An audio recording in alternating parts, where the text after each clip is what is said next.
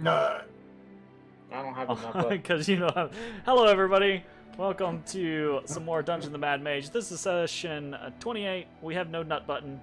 Zach is away in Oklahoma. He's here, but he is away from home. Why don't you just Blackout nut? like it really matters? It might. It won't. So Hurtful. how is it hurtful? You should just bring the nut butt with you from now on. No, because it'll go off in my bag while I'm traveling and be awkward. That would be awesome. That would be a little awkward. That would be a little awkward. Off button, but I don't like to use it. Oh well, that's Disrespectful.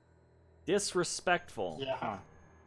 All right. Well, we've got hopefully a lot of stuff to cover tonight, so let's go ahead and jump into things. We'll start off with a little bit of a recap. So, previously, outside of the dungeon of the Mad Mage, the party spent time above ground in the city of Waterdeep, each of them with a series of goals they wished to achieve before heading back into the dungeon. Ezrah received a missive from Mert, letting him know that a magic backpack was for sale.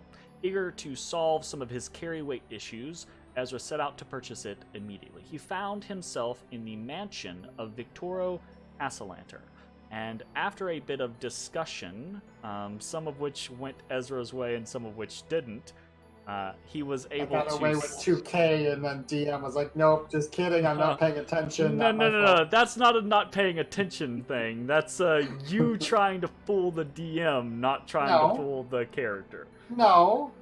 Okay. Anyways, it's fine. It all resolved.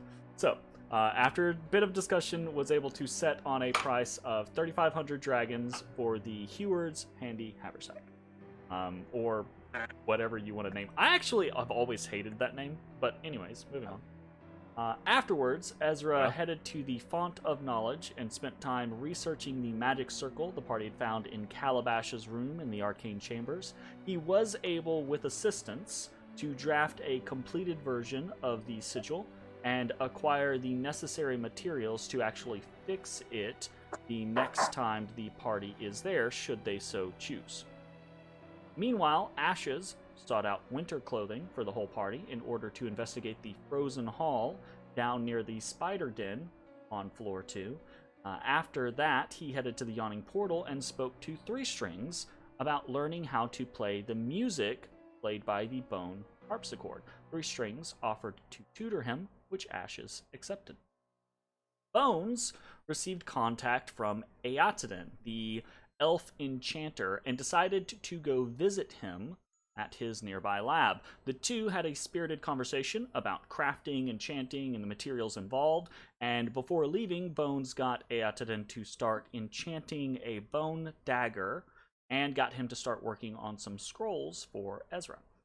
Afterwards, Bones spent some time selling loot before heading to the Guild of Fine Carvers to post about looking for partners and or apprentices, and to spend time working on to-be-determined projects. Matashtai, huh? So I must have missed that. I don't remember Bones getting an apprentice. That's exciting. He hasn't gotten an apprentice. He's put out the call looking for partners or apprentices.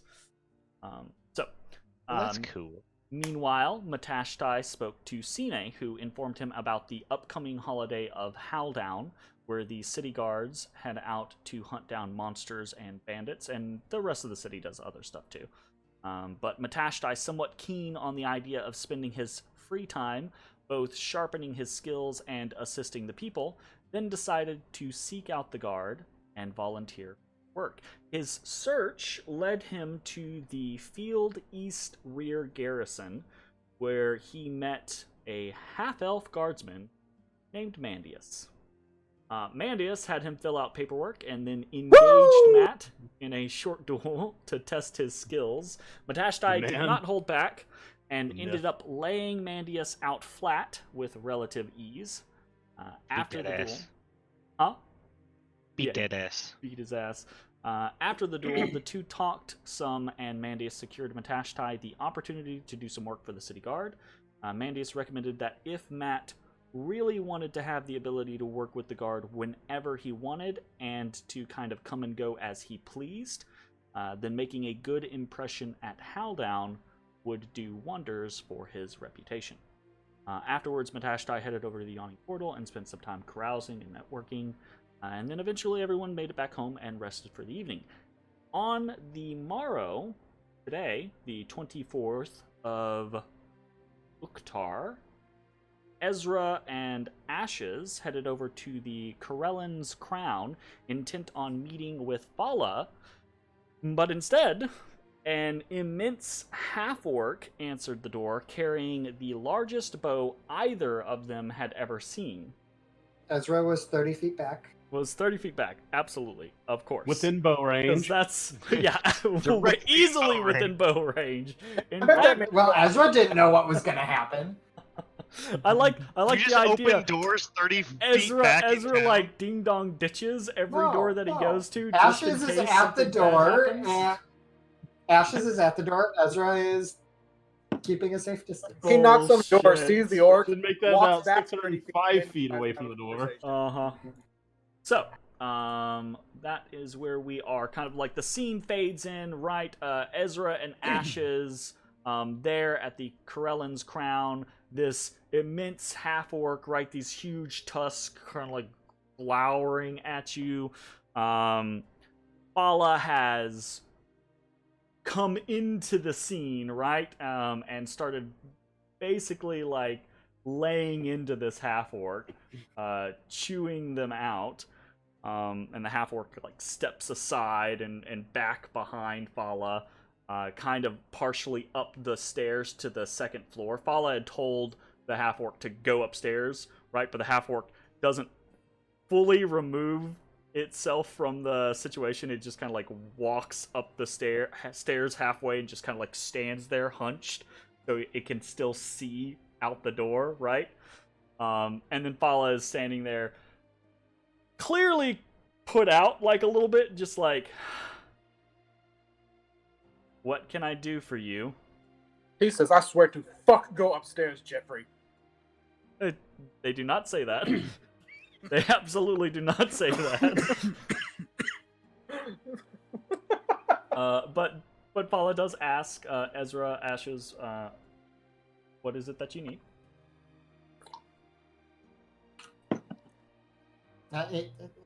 Don't mean to impose. We You're can 30 come feet back a little back. bit later if that's amicable. I don't know if it's amicable or not because I don't know what you want yet. I was hoping to spend a little bit of time working on getting myself fully tutored, and I believe we are coming due on our requisition for the potions. The requisition for the potions, I don't believe so. You guys are coming due on the potions that Ashes started brewing in your place. Yeah, that's what I'm referring to. Those are tomorrow. Right? Those today? 25th? No, they're definitely today. Oh, the 24th? Okay. So, well, Yeah. but Fala is not necessarily involved with that anymore. Fala's watching them for you, right? But Yeah. if they're done, that's for you guys to go collect because they're in Troll Skull. They're not in the I Corellan's believe they're Crown. actually being brewed in Troll Skull Manor, like Yeah, upstairs. absolutely upstairs. So that's that takes care of one thing. But the other thing, I didn't know if she had to top them off or do no, they anything. don't have to top them off or anything like that. So the other thing, right? Your tutorage. Fala will like look around and go kind of exasperatedly, just be like, "What time is it? You show up at like 7 in the morning. What time? It's like- I don't actually know what time it is. What time did you I go would over there? assume it's like 8 or 9 a.m. Okay, did you go over there at 8 or 9 a.m. or did you like go I- over there I don't early? know. Nah, Ashes. I went over at 5:30 a.m. Yeah, I know how Ezra would do it, but I mean, So- Ezra was waiting for Ashes, so he would take his lead on. Jay did say Ashes was a early riser though, so it's kind of up to you guys. Like, you tell me when you think you would have gone over there. I mean, I just Ashes normally gets up with the as the sun rises, as he's always been used to doing. Sure. But he wouldn't like leave to go until Ezra's already heading that way. Okay, yeah, but you're both saying I go Yeah, when he goes. I know No, what I'm I go saying. when he goes. One of you has to make a decision on when to actually leave. Ezra would be perfectly willing to wake up a roommate with a question to make sure they don't disappear on him. Sure. He would be less so inclined to do for someone that isn't a roommate. Sure. So that being said, right? You're basically establishing Ezra is the kind of guy to wake up really early in the morning and bug people that he's very good friends with, but he's not going to wake up very early in the morning and then go across the street to someone's shop. So you wake up very early in the morning, you putter around for an hour or two, right, doing things, breaking your fast, cleaning, whatever it is you want to do, and then you all head over to Erlen's crowd. And in that case, right, Fala will be like, fine. Give me... I mean, like I said, we can come back. It's not a problem. I just wanted to get started on it. They turn around, right, and they kind of like they walk back further into the shop, and they kind of like wave for you to follow. And Fala says, my mood's not going to improve if you wait any later.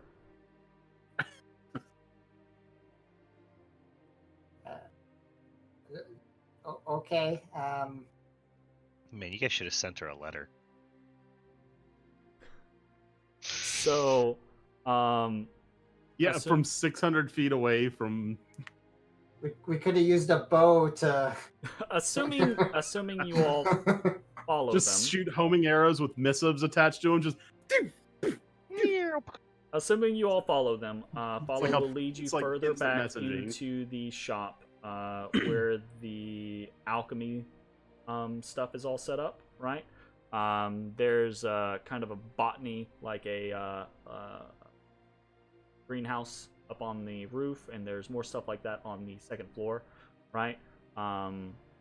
But most of the like alchemy stations, stuff like that, are on the back end of the first floor.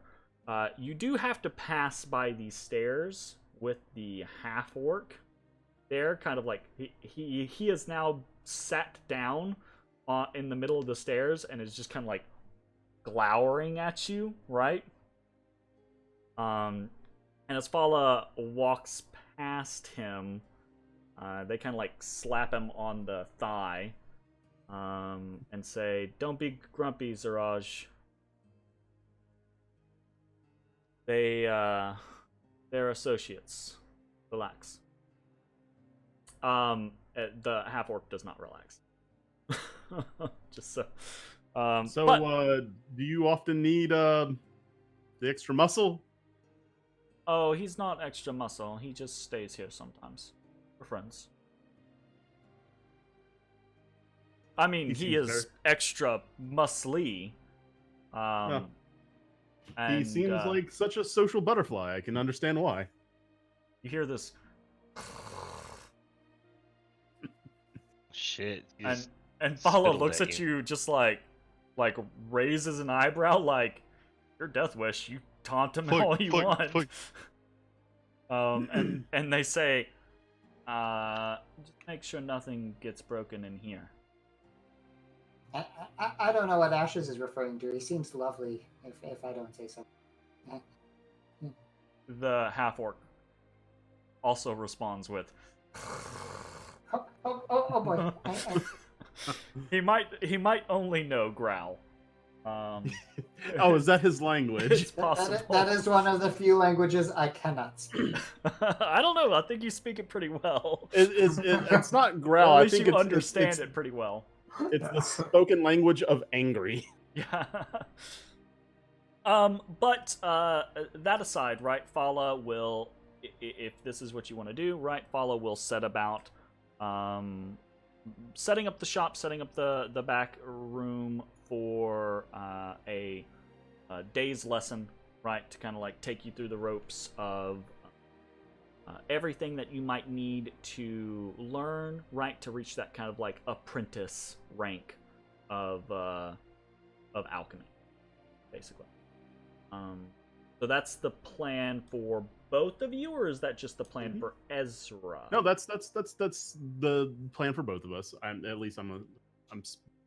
For Ashes would also like to get some pointers and maybe utilize some more skills outside of the basics in which he's used to. Sure, fantastic. All right. So this is session 2 for both of you, I believe, right? Or this is the final session for both of you, right? I know it's the final session for Ezra. He should be fully. Yeah, I think he was Ashes fully. basically started with apprenticeship in alchemy. It's just a matter of whether or not, Jay, you want Ashes to actually like start developing things aside from just healing potions. So that's obviously an option. But with this day's work, Ezra will now have achieved that rank. So you can go ahead and tick that up, Jake. And we'll talk about between now and next session, right? We can talk about what some of those things might be, right? Obviously, you now have access to all of the common potions, which I think are just healing potions and what is climbing. it? Yeah, potion of climbing. So that's pretty simple stuff. As we get into this, if you want to start making other potions that already exist, right? I'll look up some alchemy rules and we'll start seeing like what you can harvest or things like that to obtain things for that. If you want to kind of get into the development of your own type of stuff, kind of like a la what Zach is doing with bones. Then we have plenty of ways we'll talk about mechanics behind that, etc. Sounds good. Cool. Don't you worry. All right, so fantastic. Let me bump some. Need something. What is this?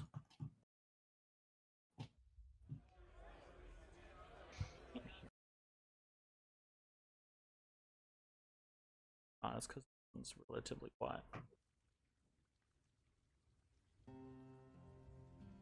Okay, so would Fala be able to tell us like when the greater potions would be actually ready to just cork and be done with? the ones that you have, the making? 4 that we have that are finished today. At the end of the and day. I might question them about the 6 potions that are supposed to be done the 28th. Yeah, they'll be not like the pester, but to be like, you know, are you able to find all the materials you need? Fala will probably point to the corner where the potions are probably actively brewing right now. In fact, it's probably a part of your lesson. Hey, right? yeah, there you go. To go through like what that stage is currently. Probably less a lesson for you, Ashes, but more a lesson for Ezra, right? To establish basics and trails. So they will confirm that you should be able to pick them up on the 28th.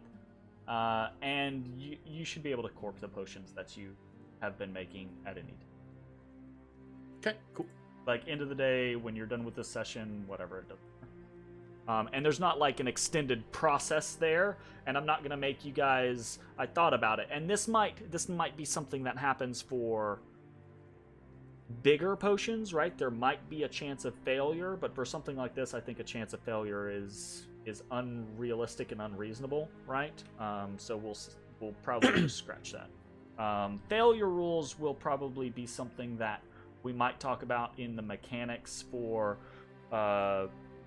more in-depth alchemy, and there'll probably be an offset for, like, it'll be the scenario of if you want it to take a long time to do things, then we probably won't use failure, because the downside is things taking a long time to use, so you want that guaranteed payoff, right?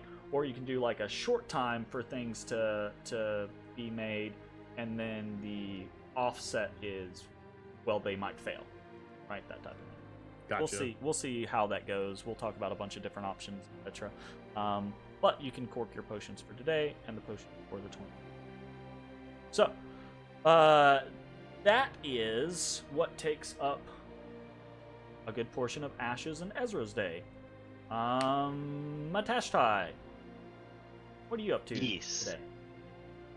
Was today the day I was supposed to meet up? Yes, absolutely.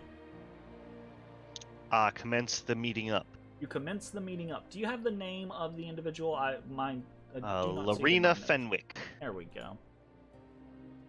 Oh, was I supposed to see if anyone wanted to come with? To what? I mean, you can if you want to, but specifically, Mandius was talking about like the Howl Down scenario being a group that's what it event was. type thing. Like if you come to the Howl Down, or if you set up doing Howl Down with a party, right? Then you're more like you're gonna get basically so pulling out of the game, right? And all talking to you guys as players. Mitch, if you think this is a cool thing, and if everyone else thinks this is a cool thing, what we can do is you guys can go on a side quest for Howldown, and I'll actually prep some, potential encounters, like a series, like a bandit, camp, or like a troll cave hideout, right? Or some like ogre complex or something, right? I'll come up with some other thing for you guys to basically go do for Howldown. And, it'll be a fun little side thing where you're not really making progress in the dungeon, but you're still getting to, like, fight things and, explore through a place and get some reputation, probably get some loot, that type of stuff. So, but that's up to you guys. If y'all, as a group, if you think it's a cool idea, but you don't really want to spend the game time on it, then we can do, like, a cursory gloss of, the group at Matashtai's behest, right, participates in Howldown, and we roll a couple times to see results, right? Easy peasy. Anyways, that's what Mandius was talking about with the group thing. But yes, today is you are gonna go show up bright and early in the morning. I'm gonna report for duty. Okay. You report for duty. Mandius is not there. So you have to end up asking around, right, a little bit at the garrison to kind of get directed to the right person. Eventually, you do find your way to one Sergeant Fenwick.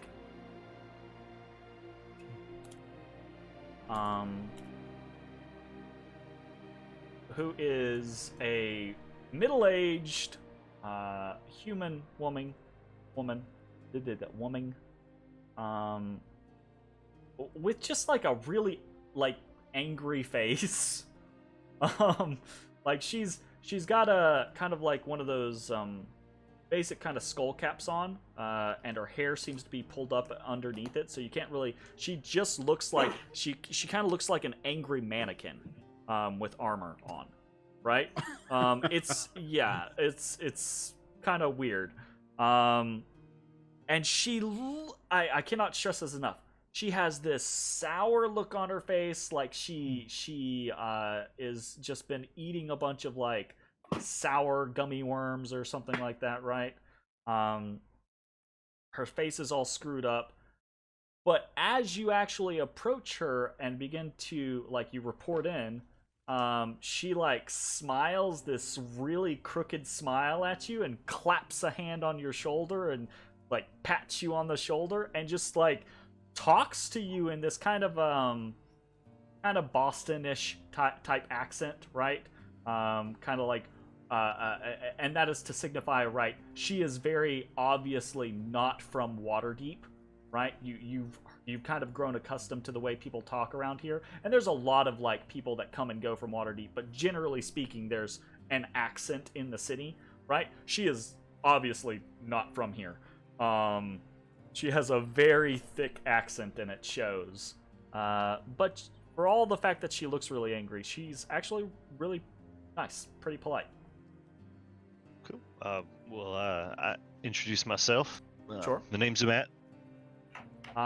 She pumps your hand like very enthusiastically, right? And she seems Pump it. she seems really pleased, right? Because she she keeps giving you. We talked about this previously with the whole Mandius thing, right? When you were filling out the paperwork, that there were questions obviously designed about whether or not you're an adventurer and etc. Right? Yeah. She seems really keen on the idea that you are an adventurer, right? To the point to where like she looks at you almost kind of like a piece of meat sometimes, and you can like see the cogs turning in her mind, right? It seems like she might have plans for you, and it's not sure. I like the sound of that. Not sure whether they're good plans or bad plans. But she basically gives you this enthusiastic like spill of okay, recruit. We're gonna start you up with a warm up. You're gonna go with the patrol. You ride a horse? Yeah, not often, but I know how. And she kind of like gives you that like, you're not gonna fall and break your full neck, are you? Well, I may fall, but definitely not gonna break my neck. Yeah, fair enough. Like that's an acceptable, we'll take that for now, I suppose. And she like makes a mental check. Don't put in like cavalry squad. Gotcha. Duly noted. But she sends you out on a patrol out the north yard, the north gate, basically, and up the high road, and then down Undercliff Way. And the whole thing is you're just gonna ride with a patrol of 5 city guard, nothing big, and there's no plans for you to actually do anything. It's just to like get you acclimated to kind of like the style, right? And you're gonna ride all the way down Undercliff. You have a couple of stops that you're gonna make to check on specific locations, right? To make contact with a couple of different individuals. There are small-ish garrisons kind of like out in the surrounding countryside. They're not full-on garrisons. There are full-on garrisons out in the countryside, but these little places that you're stopping at are basically just like posts, watch posts, right? And that's gonna be about 8 hours, and you'll come back in through the river gate and turn in your horse, and then you're done. Sweet. What kind of horse is it? What kind of horse do you want it to be? I mean, within reason. It's not like some fucking... I would like a thoroughbred, unicorn. like Clydesdale. I don't fucking know. Like it's a horse. It's not like a cavalry horse. It's a traveling horse. It's a riding horse. What's my horse's name? What do you want the horse's name to be? Baxter. Betsy. Betsy. All right. That's they put you on the fiercest horse they have. Betsy. Betsy. The unbreakable. Yeah. Unbreakable. Isn't Betsy the name of the freaking horse from The Unyielding. from Wheel of Time? I don't think so. She does not wield. What Yield, is that sorry. horse's name? Also doesn't wield because she's a A horse. Also lot of doesn't- horses. Also doesn't wield. I mean, the main horse that they bring from Two Rivers, the starting one that like never seems to go away for like the first 3 books or some shit. Like someone Thompson. always has the horse, and it's like it's amazing that this horse has survived this long. And then I think the horse just like disappeared, or they leave it somewhere. Wild Rose. No, I don't think so. I mean, Gaiden? Is it Gaiden? No. no, No, it's not Gaiden. that is absolutely nope. Anyways, Look, bro, I googled Bella. horse from Wheel of Bella, Time, that's- and that was the that's what first it is, thing. right? So yeah, I was Bella, Betsy, in the same area. That's why I was thinking. I was like, oh, that sounds familiar, but I guess not. Anyways, so Matashtai, roll me a d20 I am rolling you for complications. a d20 for complications. Complication. All right, cool. What did you get? You got an 11. I think that is no complication or minor complication. Damn it! I was hoping for complications. We'll double check. Many complications. It is very common in D&D to decide to fail a roll or a save. I guess it's a save, not a roll. It's not really anything. No. Yeah. Like, if someone casts a spell and there's a save DC, you can choose to just fail to save.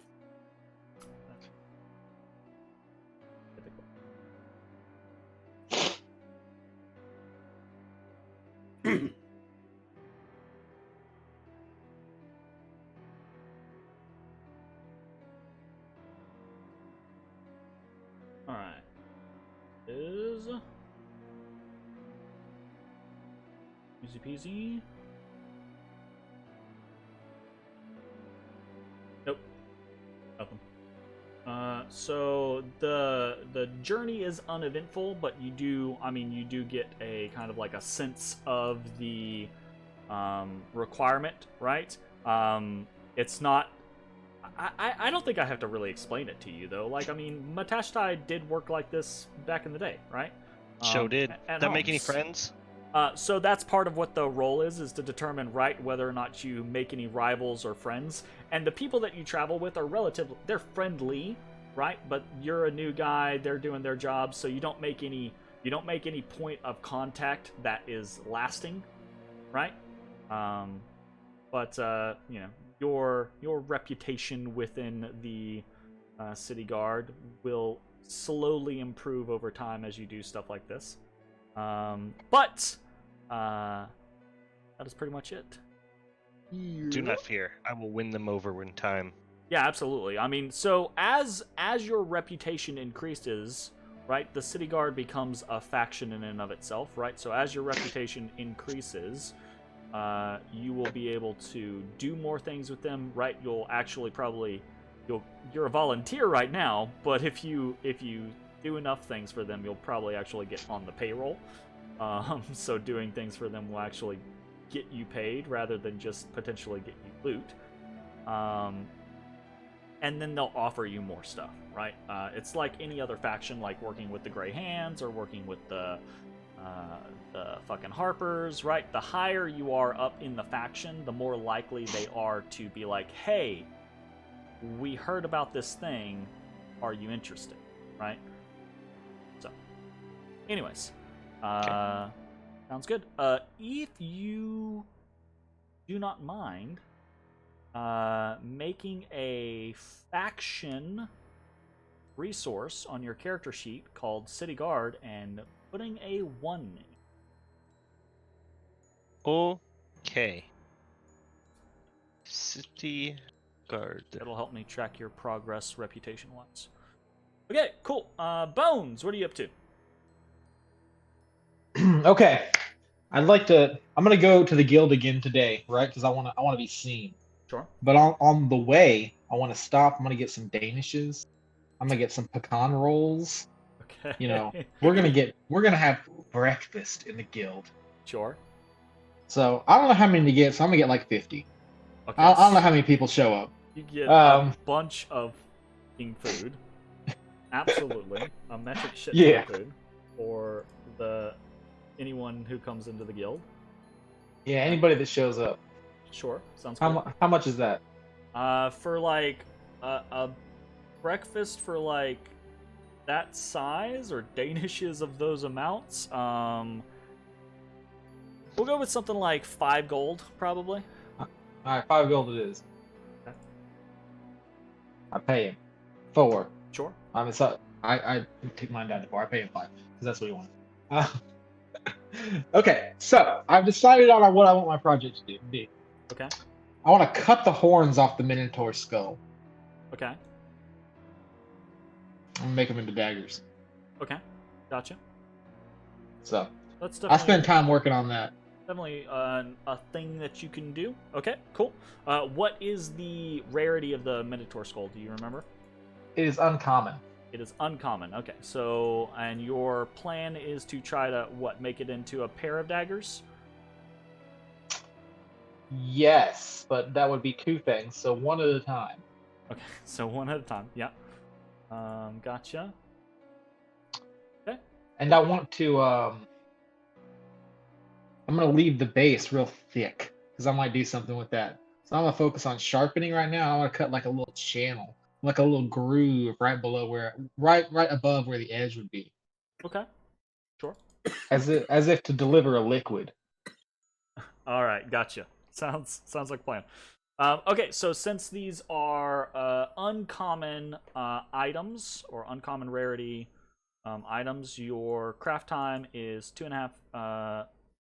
It says it's 2.5 days, but 2.5 really, days, yes, sir. yeah. So that's 2.5 work days. So this is 1 work day, right? Correct. So 8 hours is a work the second day. work day. Yeah. So this is the second work day. All right. Your this. You do me a favor. I'm thinking about boring out the bottom of the horn as if to like be able to shove a vial of something in there. Because the main problem with vials of things, in my opinion, and is them drying out. So you shove it on in there, so only like a little bit leaks out at a time. Okay. Gotcha. That's what I'm thinking on. So you want it to have some sort of delivery system to where you put like poisons or other types of dosage type things in there as a delivery mechanism. That's cool. Yes. All Maybe a gland of something enchanted to regenerate itself. Ooh, that'd be interesting. That would be interesting. You Something need to like find that. something to regenerate. Yeah, I'm working on it. Okay. All right. Cool. You do me a favor. Make yourself a resource. Go Okay. find carvers and notate it as a 1. So, Okay. kind of the same for you, right? The Guild of Fine Carvers is less of an organization than like the Grey Hands or the City Watch, right? Per se. So the faction scale on it is going to get you less, but it's still reputation, right? So if you I'm just trying to get some name recognition, man. if you continue to be nice and put your name out there and do good work and like rank up in the guild, etc., right, then your reputation is going to increase further and further, and we'll use this to just help track. Okay. And then so an 8-hour workday, I probably finish around 5, Sure. 5:30. I'm gonna go ahead and I'd like to go ahead and go down to old Melinor's house. Took me a minute to remember his face. Oh, okay. Name. So you head down to Falconmere Manor. Okay. Yeah, I just want to check in. I just want to see what's up. You know, tell him about what I've experienced. Okay, so this is more like a social visit than anything. I mean, yeah, I definitely found the bones we're looking for, but they're really, really deep, so it's gonna take a while. Oh, okay. So you're actually like checking in about the overall concept. Gotcha. The overall Checking goal in and of the- social. I mean, but I just haven't seen him in a while, and I Sure. miss him. Absolutely. Well, he receives you, right? He takes you into kind of like the parlor, makes you tea, probably, gives you some sort of earthy snack like berries or something like that. But probably during the conversation, you will get, I would assume probably around when you broach the topic of the dungeon with Melanor, Jareth will kind of like boom in and kind of like make her presence known, and then kind of like let you tell them both about what you experienced and what you found out, etc., right? And they're really inquisitive about like how did you find out about the bones, right? Etc. Yeah, he told me. Yeah, so they both kind of like quiz you on that, like basically make you have to like go through that entire thing again, like tell them step by step what happened, who you spoke to, how'd you get there, where you got that mask, etc., right? Oh yeah, I still have the mask. I showed him the mask. Ooh, Melanor will probably like ask if he can take it from you and inspect it, etc., right? Yeah, you can have it if you want it. He doesn't want to keep it or anything like that. He's just interested in it. Oh, then yeah, so- sure, of Yeah, course. he gives it back to you afterwards, right? He just like wants to look through it and kind of like put a face with like not like The evil? Halaster's face, but like he wants to like be able to envision what you're talking about, like should he have to carry a conversation. And Yeah. that's a pretty typical thing, especially with like casters in like it's like showing someone a picture on your phone, right? Especially in Forgotten Realms, right? That's a very typical thing because people can recreate that shit, right? You know, people can be like, minor illusion, it looks like this, you know, that type of stuff. So,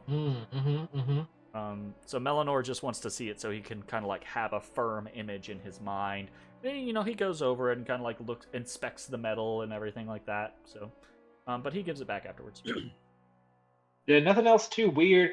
There's little brain dogs running around all over the place, but the rest isn't Ugh. like that weird. So they both get a little like grr about that, right? Because they will identify the brain dogs as intellect devourers, which are aberrations, right? They're not creatures.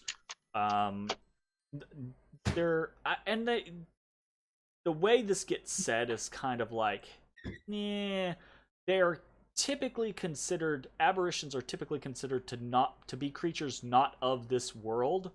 But realistically, a lot of aberrations have been in the Forgotten Realms for so long that saying it's not their world is kind of like, you know, being to a fourth generation immigrant being like, this isn't your country. Hold up a second. Wait a second, right? You know? So that's something. But they are both like very not happy about their presence, about the presence of the brain puppies. Yeah, do you guys have any tips for like identifying things with them in their heads? Because right now we're just kind of running the whole smash the head policy, and it's fine, but it's just a little weird. They will Melanor. Jareth doesn't participate too terribly much in the conversation, but Melanor will probably say something along the lines of,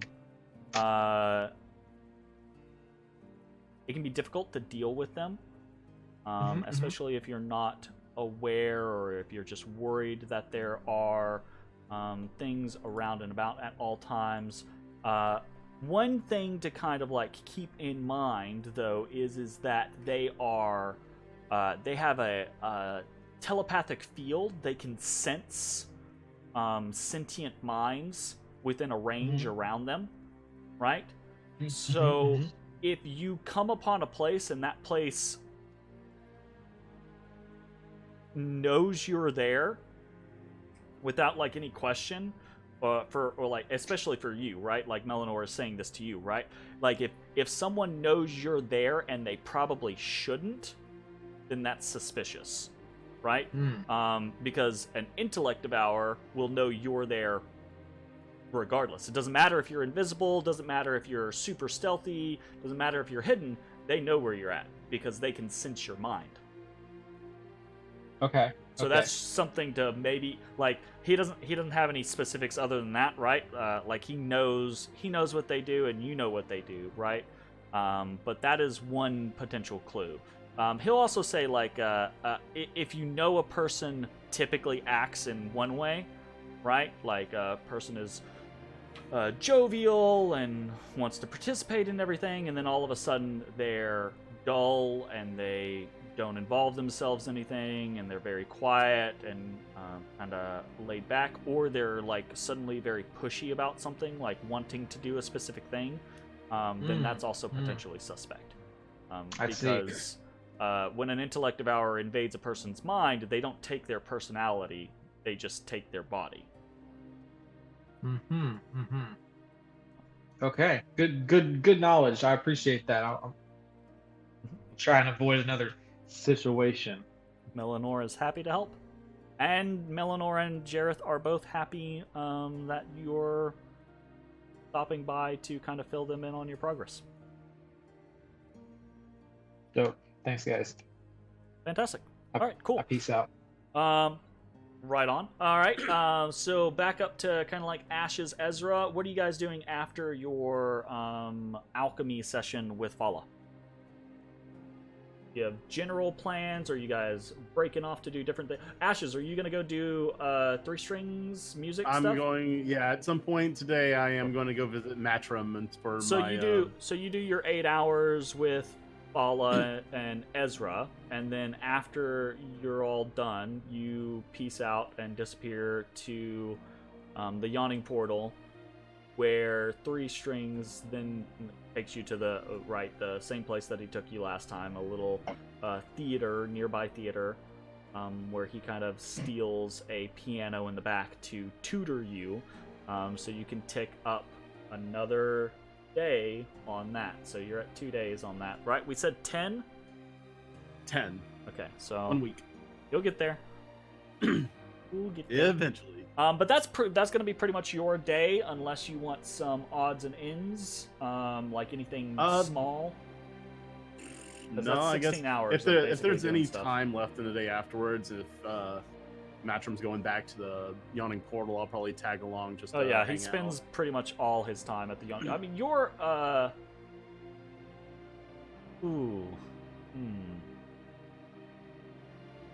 Yeah, no, I don't think I maybe later. So yeah, he's absolutely going back to the Yawning portal. You're more than welcome to accompany him. He spends all his time there. He's going to go drink and hang out with friends, and you're more than welcome to drink and hang out with friends. Those may or not be the same people that he is hanging out with. Who knows? Right. Well, I mean, I would probably like. There are a few people I'd maybe want to like talk to when at the Yawning portal. Like, I don't know how often Volo is there, but I would probably when he's want in to... town, he's there a lot. But at any given night, it's hit or miss because he might be entertaining at somewhere else. Yeah. Same thing with like Rainair, right? Like Rainair is there a lot when he has people he's spending time with. Like in Dragon Heist, when he was spending time with the group, he was there a lot more than he is now. He's still there, like, at least twice a week, right? Probably closer to 3 to 4 times a week. But he's not there. They do the all-nighters there less, because they're out at other people's places.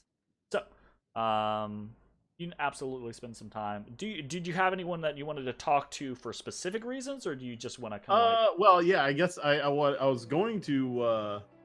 The idea was if Volo was there, roll me a d4? 1d4. 3. He is there. Okay. So it's been a while. Has Ashes ever actually had any kind of communication with him whatsoever? I think communication has been had while other people who are his friends and allies were there, right? Like you guys have, the group has been in the Yawning portal with Volo while Ezrah was there, who is an associate, and Bones is there, who is also an associate, right? So you have definitely been there. You've been in conversations with him. You probably had less one-on-one rapport with him. Right. Well, all right. So if he can get his attention, yeah, you can. He'll take anyone's attention. yeah. Volo is like he's an actual social butterfly. yeah, absolutely. But hey, Volo. You might not know me, but I'm helping running the Troll Skull Manor Tavern now. I believe you know Ezrah. Yes. You're one of the ones that stepped in for Aster and Tulip. Yeah. Hey, listen, we've been going down to Undermountain for a while, and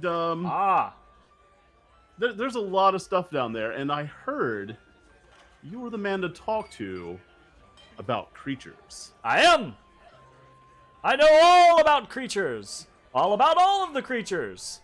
And Right. there are immediately like at least 30 people in the vicinity that roll their eyes. 30 is probably a bit much, but there are definitely people nearby that are 20. immediately like, not again. Oh god. So, We've We got him to stop talking about it. Well, I Some mean, idiot just asked him about the book. I didn't ask. Volo I did not ask him about the book. That's what he interprets it as, and Volo launches into his book. He even pulls out a copy. Way to go. Actually, that's great. I was wondering if maybe we can compare notes, and I pull out my little black book where I have sketches of all the creatures that we've been fighting down there, and like I have some like blanks to fill in because we fought these creatures. We know some of the things that we do that they do, but we don't know exactly what. Like, you know how Ezrah was finding out about the flaming skulls, and Bones was finding out about the intellect devourers.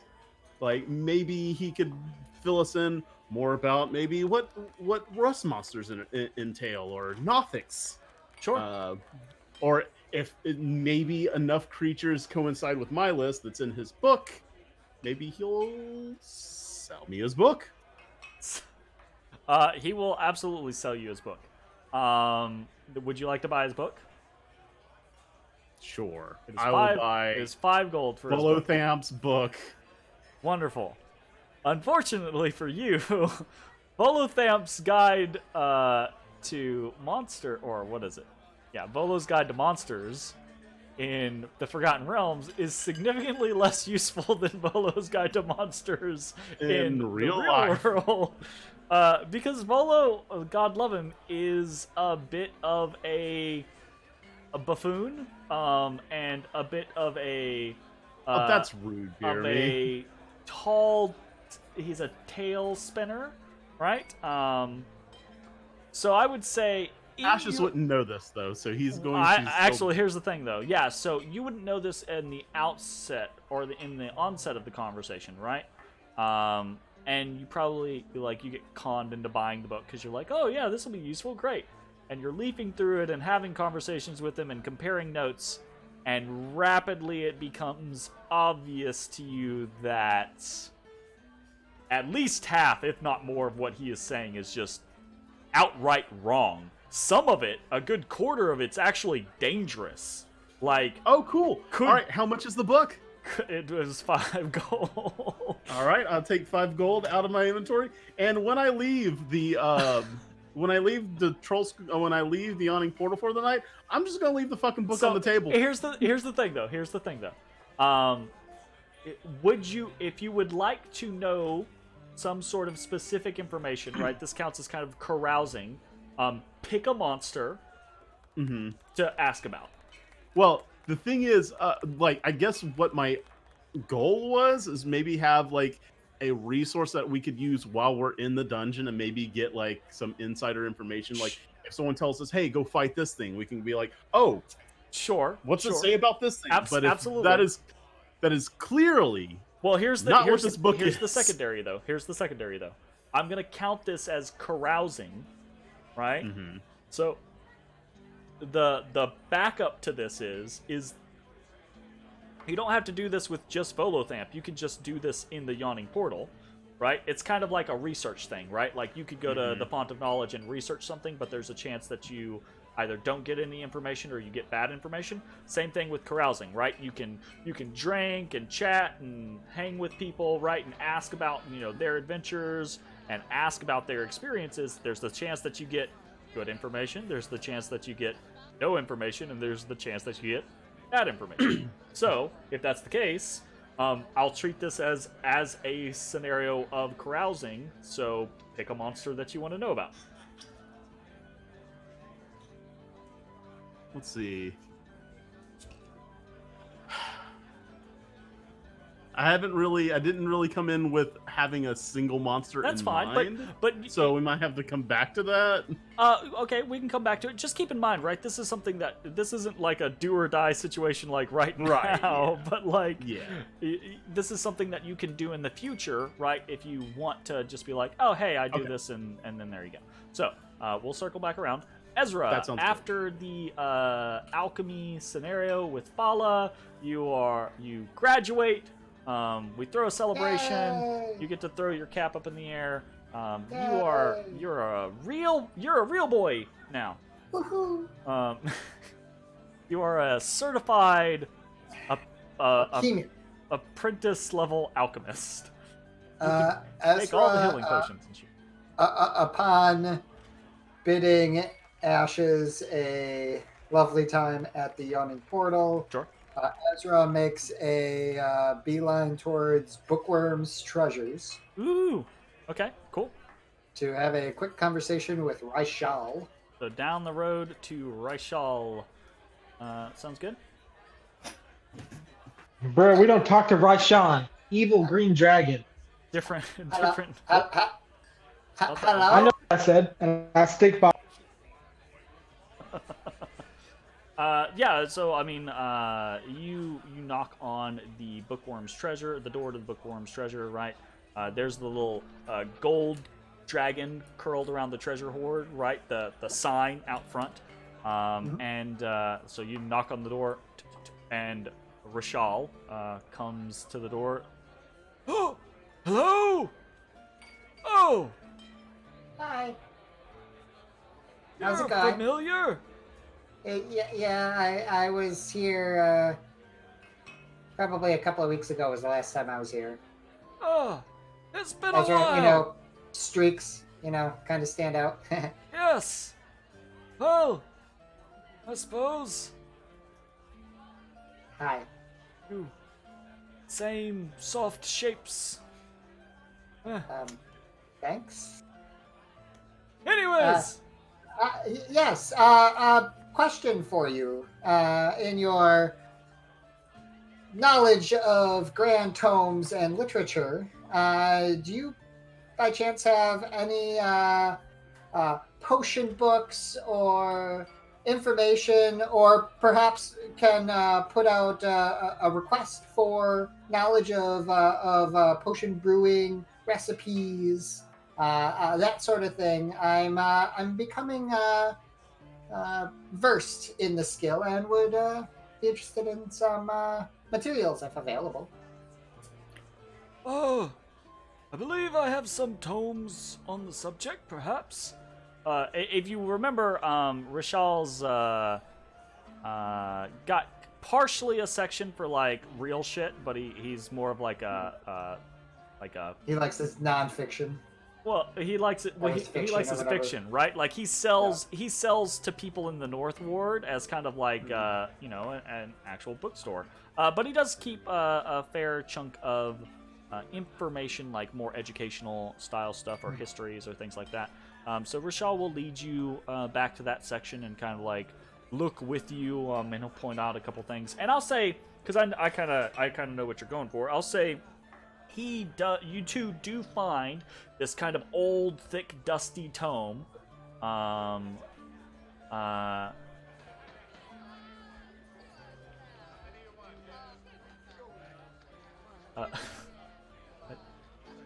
rolled these names a while ago, just to have some books on hand. You find an old dusty tome that you can rifle through, right, in kind of like your off time for inspiration or kind of like ideas for recipes and things like that, because that's what I'm assuming you're looking for. This isn't going to be like a sit down, I have Alchemy 101 cookbook, and here's Correct. 50 recipes, right? Yes. But this will give you a thing to, let's look in my book. Do I find anything interesting about troll toes, right? That type of thing. And we'll be able to like make that up as we go along. But you find the name of the tome is Ol Henry's Pills and Swills. Copy pasta.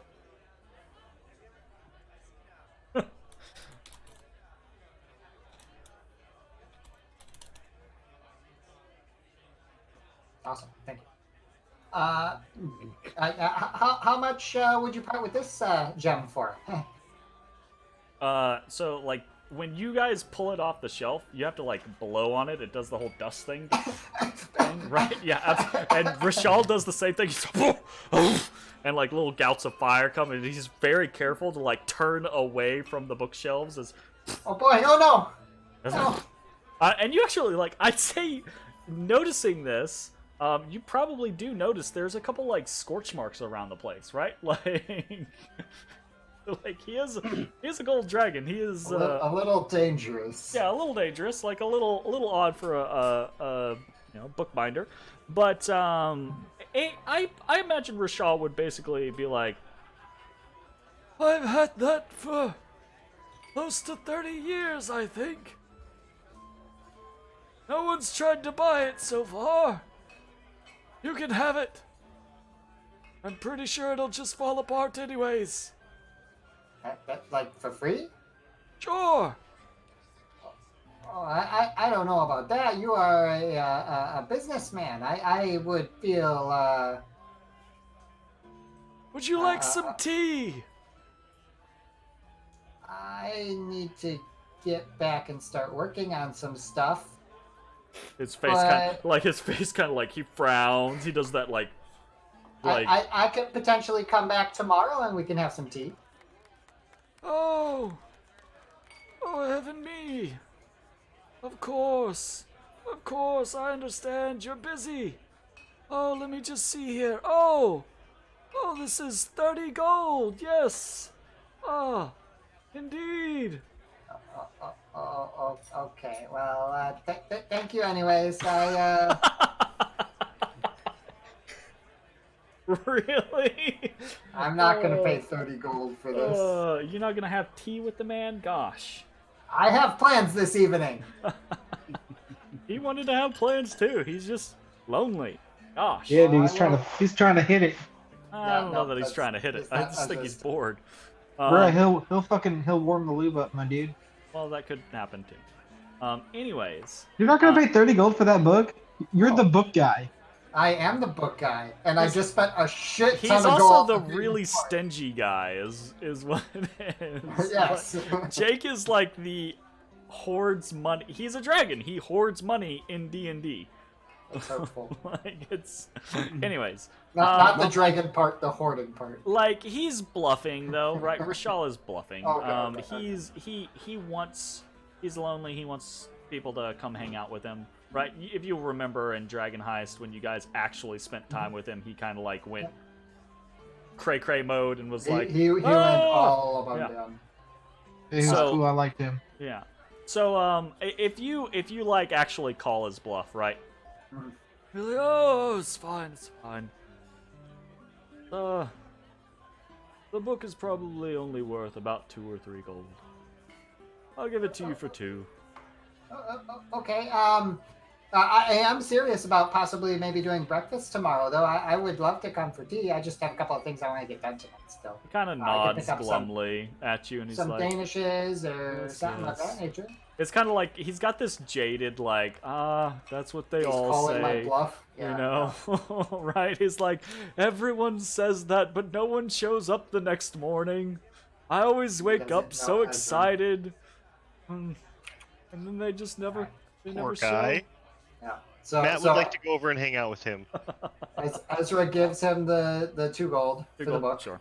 Yeah. Takes the book home, brings it to the study, corks the graders, using his new skills and masteries. Heck yeah.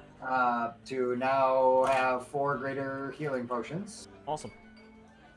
And then the rest of the evening, he is going to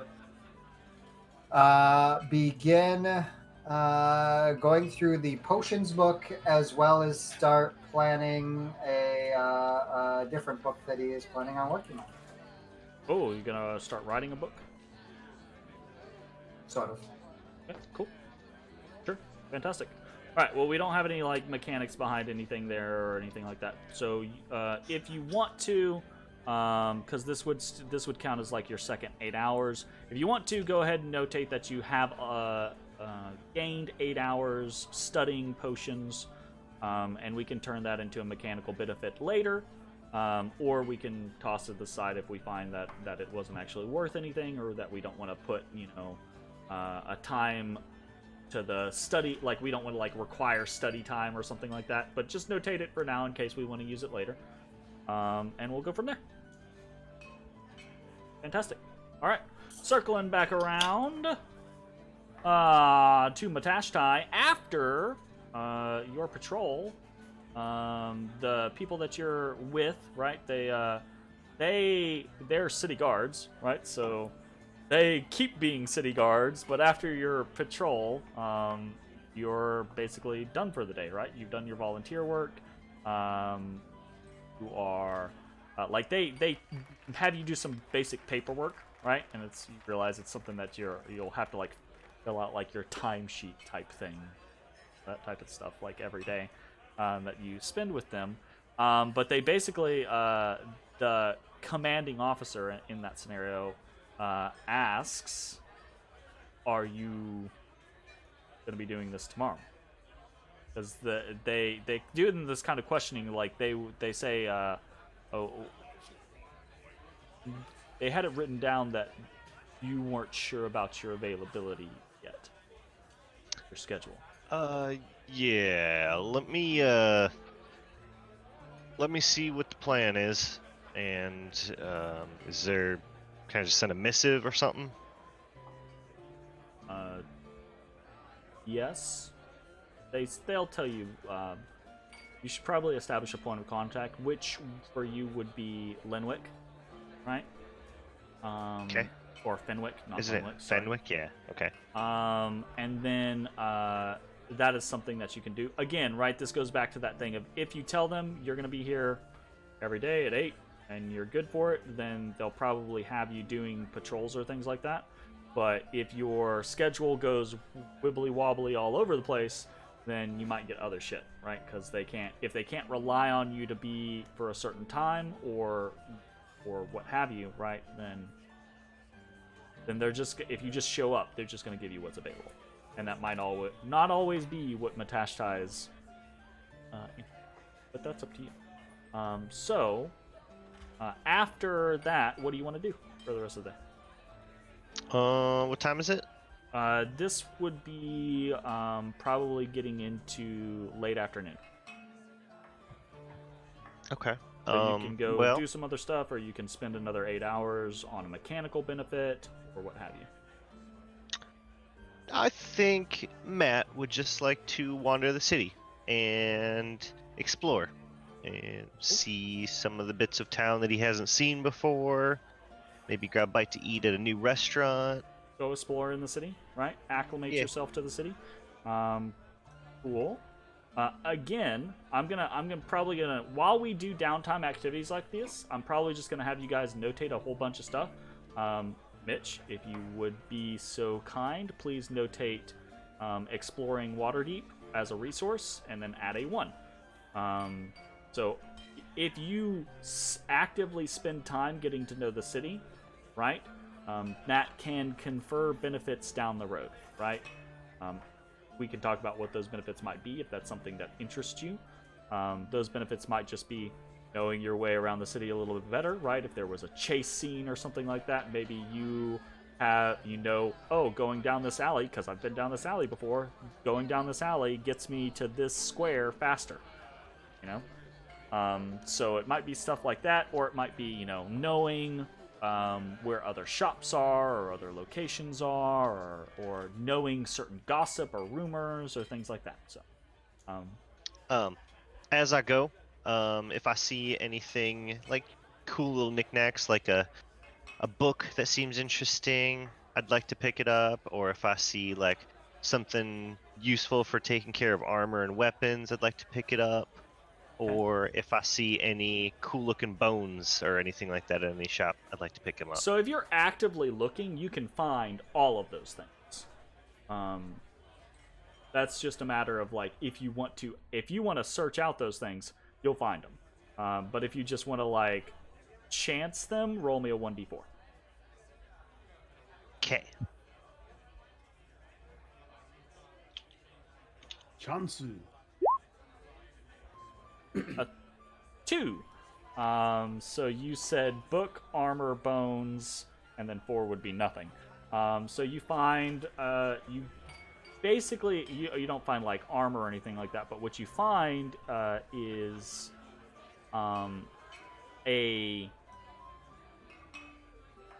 at one of the stalls that you happen across, you find a person selling what amounts to like a shoe shine kit, but for like armor, like metal, like plate armor, right? Hell yeah. So it's got all of the bits and pieces in it, like the cloth and the wax and the oils and things like that you would utilize in like maintain not and this is not for like maintaining like I mean, you could use it to maintain actual battle armor. This is the type of stuff that you use to like preen and polish like decorative armor, like shit, what's the word that I'm looking for? Ceremonial armor, right? Like if you want something to look resplendent, this is what you polish and wax and oil with, right? Is this type of stuff. Okay. How much does that run me? It's actually not very expensive. Probably run you about 10 gold. Okay. And that's for like a if you buy this for 10 gold, you basically have it till the end of time is the concept, right? Like unless you like give it to someone and they're like, I do this every single day, then I'll be like, okay, well it lasts like 2 months. And then you're done. All right. Okay. Then after I've done that, explored for a while, and just kind of taken in the city, then I'll head back. Fantastic. All right. Bones, you did your work at the Guild of Fine Carvers. You went to visit Melanor and Jareth at Falconmere. What did you do afterwards? That was all I did. Okay. So, what would you like to do anything else for the day? I go home. Go home? Okay. What time is it? For you, it would probably be early evening, right? Probably about 6 or 7-ish, that type of thing. 6 or 7-ish. I can get another half workday in. No, you can't. Can't do Why? halvesies.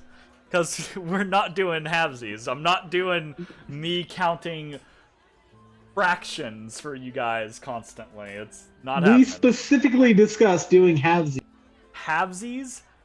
You're already doing halvesies. An 8-hour is like a halvesies of a full day.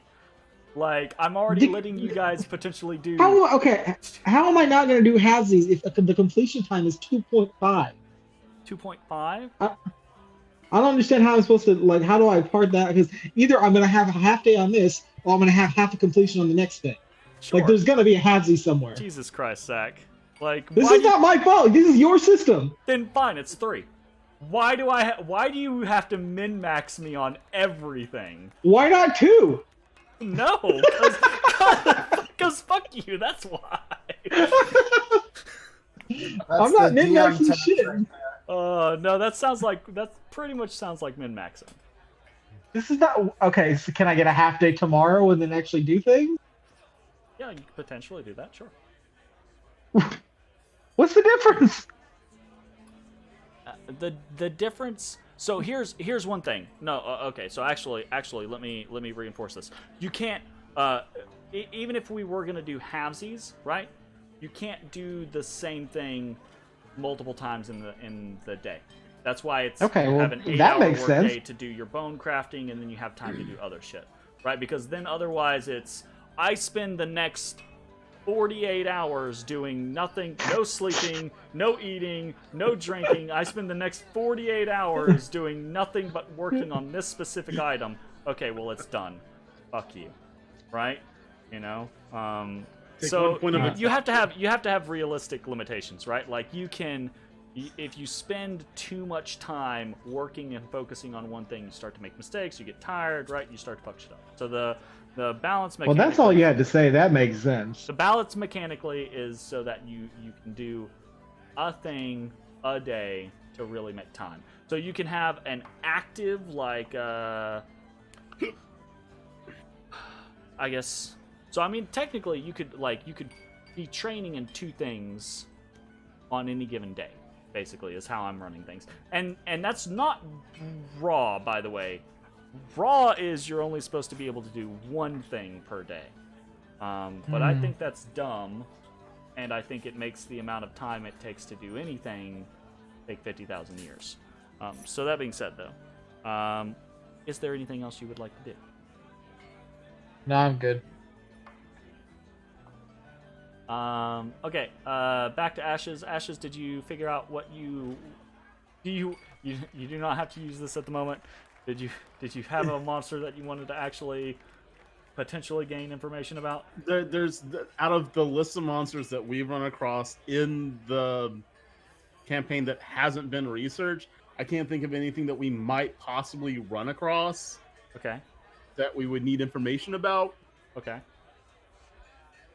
Except let's say if there's general, I guess, beholder information, because despite the fact that I guess I thought you were trying to. of Now you can absolutely just like go around the bar carousing, asking people about beholders and see what people say. Absolutely, you can do that. You can do that. You can do that about anything. But I thought you were trying to like verify things between your book and other stuff. Yeah, well, I mean, that was pretty much just RP. I was fine. So yeah, I'll just not worry about it for now. Okay, all right. Sounds good. Okie dokie. So eventually everyone makes their way back home or to wherever they're gonna be. Oop, back over to this. And the night, assuming no one else has anything they want to do for the rest of the day. Ezra would, if Ashes and Matt and Bones all are back in the establishment at the same time, Ezra would pull out the 4 greater healing potions and be like, so these are ready. Do we want one person to hold on to them? Do we want one person to each hold on to one? What makes sense? Take They one are down, pass it around. They are stronger than the other ones. So what do you guys want to do? Y'all made them. It's up to you. Ashes, this was your project. You I think paid my for it. original intent was just to have everybody have one, and just everybody also recognize that everybody has one. So if like somebody's out and they need to be picked up, or everybody, that I think it would be wise that everybody have a source of healing in some capacity. Okay, everyone take a greater healing potion. Fantastic. You said What's a greater healing? Greater, yes. 4d4 Plus 4. 4. Okay. Potentially 20. But ain't ever gonna be. Or 8. Yeah, I mean, I guess that's fair. Wait, 8. It could be. Well, no, you're right. Sorry, I was gonna say it could be 6, but I can't do math. Nope. Wow, the day that I do better math than Zach. I'm not good at math. I'm just good at calling people out and being loud. You are good at both of those things. That is accurate. Those Sure are am. accurate statements. Oh my god, the brutal I don't honesty there. Anyone in this room will refute that. Oh, great. That was wonderful. I love that. All right, fantastic. So, with that taken care of, any other business for this evening? I believe that'll do it for the 20. One last thing. If we're all sitting around just kind of chilling for a bit, handing out the potion and stuff, I'll pull out the armor care kit and I will give it to Ashes. And I'll say, hey, I saw this when I was out and around town, and I thought it might be nice to make your armor look a little shiny and nice. Well, thank you. I gotta say, I don't think I've ever took care of my armor in such a way, other than like banging out some dings in it. Yeah, it shows. Ouch. Good enough. Ouch. Fucked up. Honesty Shade. continues. Real shade. I'm just kidding. Thank you. I appreciate this. I will use it. Ashes, you're flipping through it, right? And it's definitely like some hoity-toity shit in here. There's definitely some useful stuff in here, right?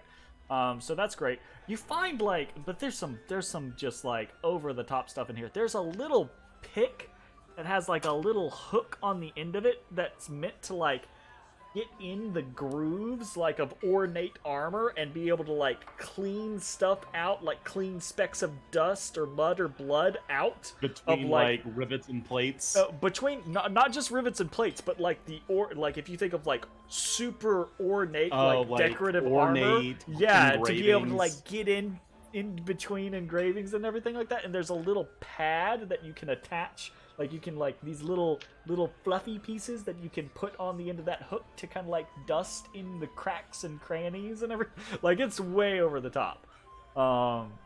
Later in the evening, if you catch Ashes at some point, you might see him using that as like a toothpick. Oh God. Oh well, it's like one of those kits you get for Christmas. You know, some relative gets you this. Oh, you love doing this. Wouldn't you? I heard you crochet now. Here's $50 worth of crochet materials, and you're like, thanks. Amazing. All right. Moving on. The morrow dawns on the 25th. So, plans for the day.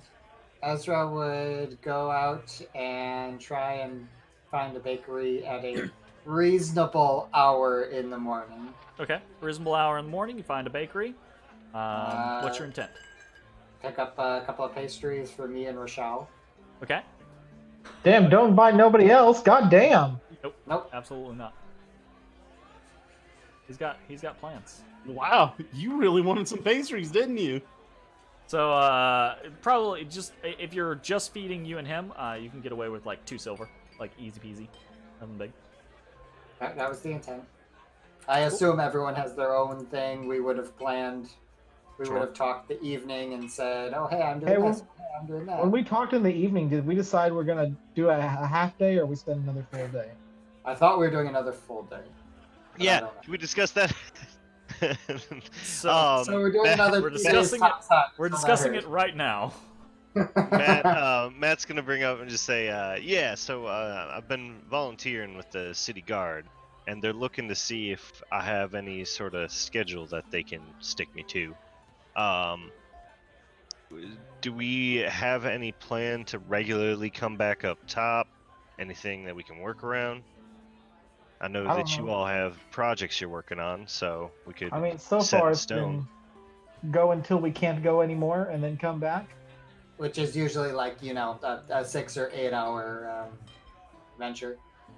Well, I just want to point out at some point, I believe we're intending to basically self-sustain, or once we get to Skullport, instead of coming back up top, we'd back up to Skullport and then rest up. We and go do back have a down. contact with an inn in Skullport too. So I guess the answer is no. We have no schedule. I will throw this out. I mean, if that's the idea, if I will that's throw not this out what as we a want to do, friendly that's fine. DM reminder, right? You guys have found portals in the dungeon. I do not accept your reminder. So in theory, right, as you get deeper, you could potentially turn portals on and be able to zip around the dungeon way faster than not, right? Just something to consider. Right now, though, I would say that your schedule has been about a day on and 2 days off to recuperate your hit points, or not your hit points, but your hit dice, right? You guys typically do a full day, and then your well, actually, it's more often than not, it's like a day on, day off, day on, day off, because you come back, sleep that night, get half your hit dice, take the half day or take the day off, sleep again, get the other half your hit dice. So that's what it's kind of been. All right. Well, that's what I'll tell them as my schedule, unless it changes. Like an every other day type thing. Yeah. But don't show up and dead. Or I've gone too deep. Balls deep. So I would say this, right? And this is something to consider. do you think your schedule would normally be always showing up there in the morning? Yeah. Okay, because that is something they can work with, right? Because if they don't always know what day you're going to show up, but they always know that if you're not here by this time, then you're not here, right? Yeah, we could work. That would work. Then that's something that's not perfect for them, but that's something they can factor in.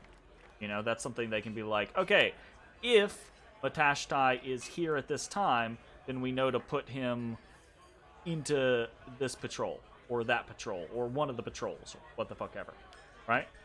You know. Okay. Cuckoo, choo. All right, we'll go with that idea for now. All right, so you guys are taking another full day. 25th is going to be another downtime day. 26th, you're going back into the dungeon. That's the plan? Maybe. We'll see. Okay, sure, fine, whatever. All right, Ezra, you go spend the morning with Rishal. He is almost dumbfounded that you actually returned. Very excited. He makes tea. It's like the only thing he drinks is tea, it seems like. Don't know with that. It's, and he has like myriad different versions of tea. But he'll talk your ear off basically, unless there's something specific you want to broach with him. Nope. Cool, fantastic. All right, Matashtai, are you heading back to the garrison to do another patrol? Yeah, I'm getting some work in. Okay, fantastic. You'll end up having to, again, report to Fenwick, who sees that you're back a second day, asks you kind of like about your schedules to see if you've hashed anything out. You kind of give them the, you know, more than likely like a day on, day off, day on, day off type thing. And you talk to them about like the time concept, right? Like if you're not here by this time, then you're not going to be there, that type of thing. Okay. So they kind of say, okay, you know, we can work with that. We'll see how it goes. And then you go out on a similar patrol. This one does not take the main Undercliff Road, but it does take. Do we always patrol on horses? No, you don't always patrol on horse.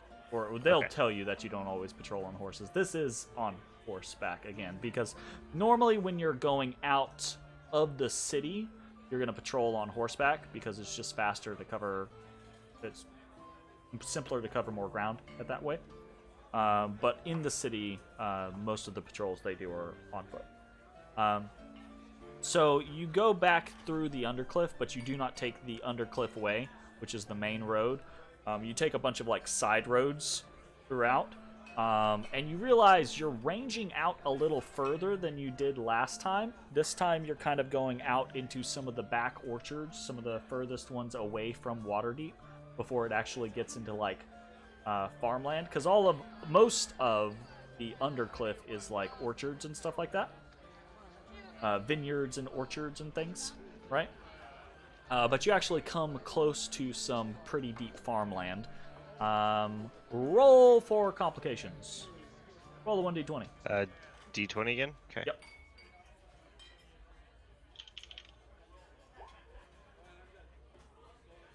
Damn. Another 11.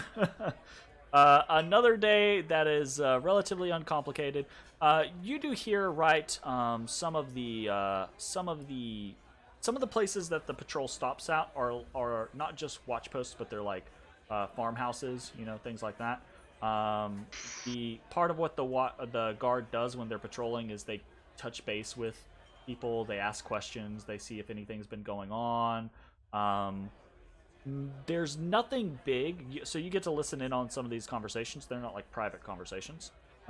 There's nothing big that's been going on, no crazy like things or anything like that. But all of the farmers that the guardsmen talk to are pretty kind of like antsy, pretty excited about Howldown approaching, right? Because they're all prepared for it, because if they have a successful Howldown, right, then that means they're probably safe and protected for the rest of the winter. But if Howldown Yeah, goes, Sanders about to get it. yeah, if Howldown goes poorly, right, then that typically means more farms get raided, more people get attacked, more bad God. shit, you know. This in sounds kind of outer messed areas. up. This sounds like a purge, but for like anyone deemed bad.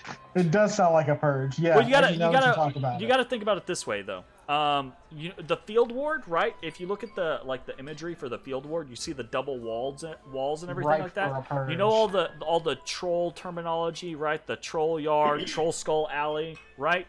That whole place exists because of the troll wars, where the trolls tried to run over and devour all of Waterdeep. Basically. When they tried to rise up for equal rights? No, not so much. Not Troll so much. lives matter, Jeremy. Okay, Hashtag troll lives matter. lives matter. Well, you know, if you would like to not participate in Howldown, that is your prerogative. This I mean, isn't I'll about your participate, but I misguided ain't- sense of justice, Jeremy. I'm not gonna just murder some guy out in the fields because he has a handkerchief over his face. Damn. So no handkerchief that day. What the You fuck? should probably mention that, 'cause Yeah, that is definitely not Howldown. But there is a anticipation, an air of anticipation, from most of the people that the patrol comes across, right? Especially as you're now ranging kind of further away from Waterdeep. But eventually you make it back down to the river gate, and you are relieved of your duty. The people, again, right? You didn't get any complications, so you don't make any enemies. You don't make any friends. People are nice enough. They do kind of ask you though if you're gonna try to participate in Howldown, right? And none of them are looking like they don't like, here's your paperwork, fill it out, right? Or anything like that. But they're kind of like inquisitive about it. They're like, is this something you're looking to do or what? Yeah, I think so. I was gonna see if a couple of my buddies wanted to come along. Get out and beat people up. Yeah, Send them to debtor's prison. absolutely. That's what the Watch does during Howldown.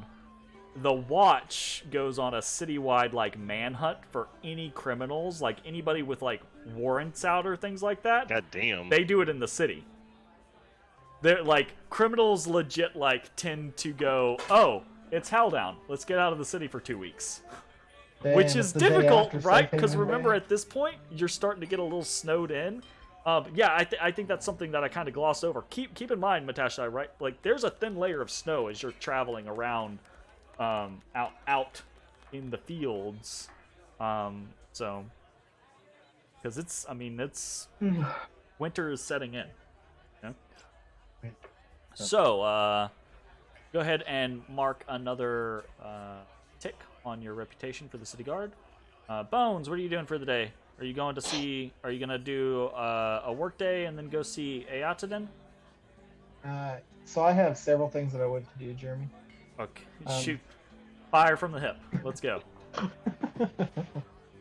Okay, so first thing one is I do want to have a work day. All right, you have a work day. No pastries today. No pastries. Fuck them people. Or if a lot of people come and they're real nice to me, maybe I'll buy lunch then. I don't know.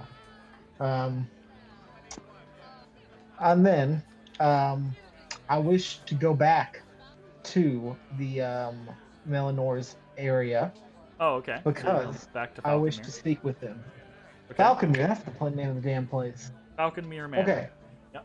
Yes, I wish to speak with them and inquire about things that have regenerative properties, and if they could source me something like that, If they could source you some of that. or if they could source me a incredibly poisonous gland, Ooh, incredibly poisonous glands. venomous maybe. Poisonous, they'd have to eat it, right? Venomous glands.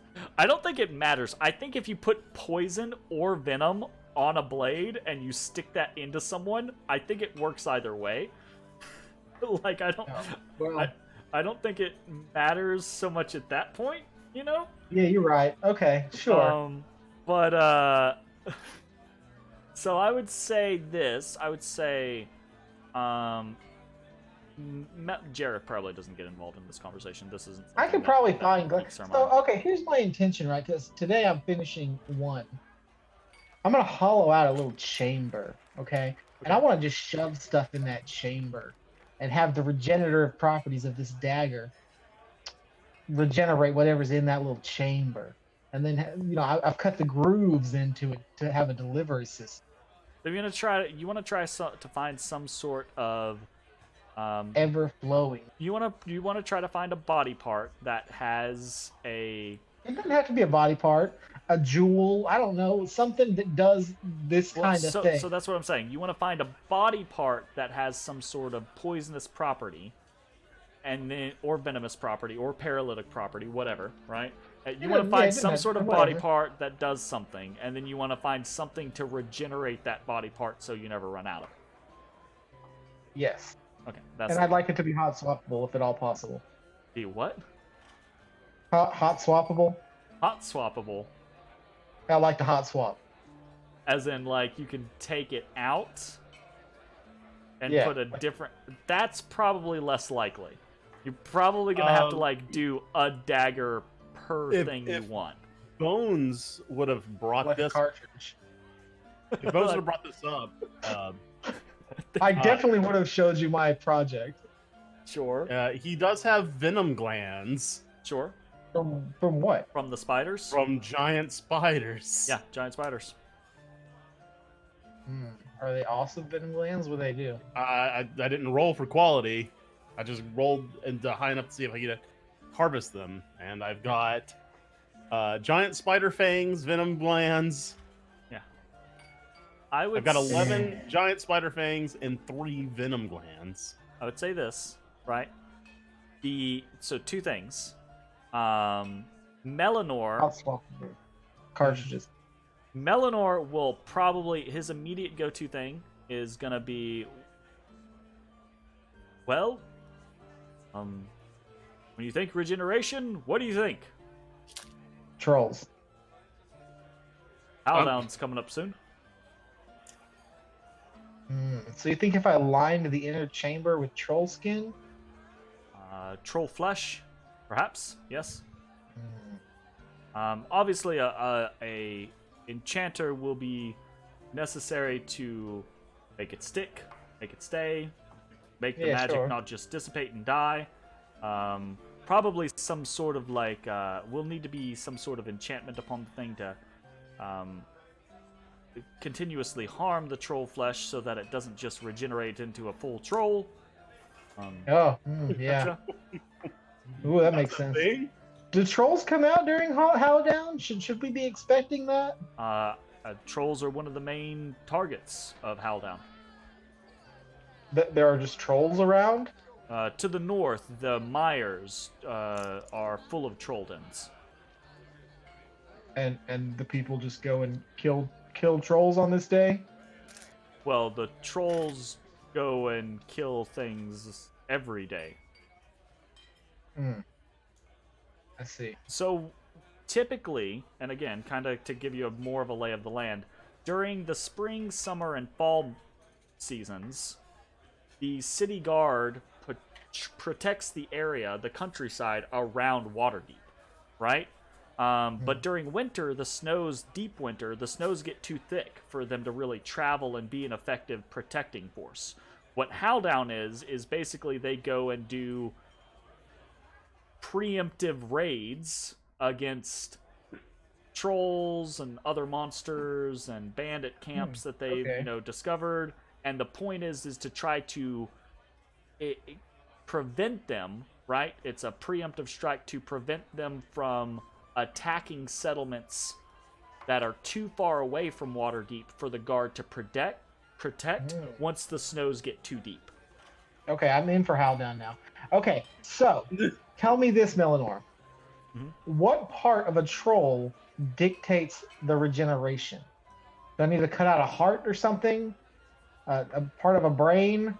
Some sort of gland? Oh, Like the the whole skin body regenerates. is The what? highly regenerative. But any of the internal organs, probably a heart or something like that, would make good fodder for enchantment material. Much better than like a portion of the body, like a toe or a penis or. Yeah, I don't need a troll penis. Is there a way, Trolled a it. surefire, super Shut up. druid way, to determine a troll that is strong in the regeneration, much like the Force? A surefire way. Is he regeneration sensitive? Cut Yes. something How off would and somebody see. regenerate super well? midichlorians within Cut a troll? something off and see how fast it grows back. That's the surefire way. That's macabre as fuck, bro. Actually, That is, no. very Melanor Melanor. would probably tell you this. One of the interesting things about trolls is that most trolls. This is not true with every species of troll, but for the commonplace troll, most of them don't stop growing. Oh, so I want a big one. So if you find a super big troll, that tends to mean that they're super regenerative, because the super regenerative ones tend to be the ones that live the longest. Hell yeah. Okay. This has Or been you know, very it might helpful. end up being like the smartest one, or you know, what have you. But Yeah, well, okay. Okay. This has been helpful. yes. So that was number one. Number two, I gotta shoot your cartridge idea down, Zach. It's not gonna happen. The enchantment. This is fucked up. I was gonna put like a screw in it. What's it called when you screw something? Now here's the Put the thing. threads in it. The whole When you put the threads in it, what's it called? You can make a weapon. You absolutely can make a weapon. Cartridge. You can make a weapon that has cartridges in them, right? That you can. But they're not Oh, I gonna shove a regenerate? cartridge in, and it. Now I have poison on my blade. Fantastic, and that poison lasts for a certain number of doses. Doing the regenerative thing to try and have a poison or access to some sort of mechanic that never goes away. That is going to take an enchanter, and part of the enchantment process is going to be locking that thing down, basically. So you're not going to be able to. You either make a non-magic thing that has the ability to do the cartridges, which is fine, or you get a magic thing that has the ability to do a poison or a paralysis or a whatever over and over and over and over. All and right. over. What about this though? What about this? The dagger of regeneration. Okay. Sure. And then multiple cartridges. What do you mean Of multiple? like I Well, get can you make- multiple cartridges made of like everlasting, or not everlasting, but like stabilized, like long lasting. I do not see myself agreeing to a point to where you can have a weapon that gives you unlimited uses of these things that you put into that weapon. All right, well we'll explore the cartridge thing later. That's We'll fine. explore that later. You can talk at me about it later. But the idea of basically like making your own like poison dagger, right? I think it's fucking is brilliant. continuously like exuding its own poison. That I'm interested in, and more than likely, depending on the tier that it is, right? At an uncommon level, it'll probably have the regeneration rate will probably be low, right? So it'll only have so many uses before it has to regenerate, you know? But in my mind, what I would allow you to do is eventually like level that up, right? Like add new materials and add new enchantment work to it to kind of take it from take it from like uncommon up to like rare or something like that, and then then we can talk about that. So maybe What if you're maybe looking in the at this all wrong? what?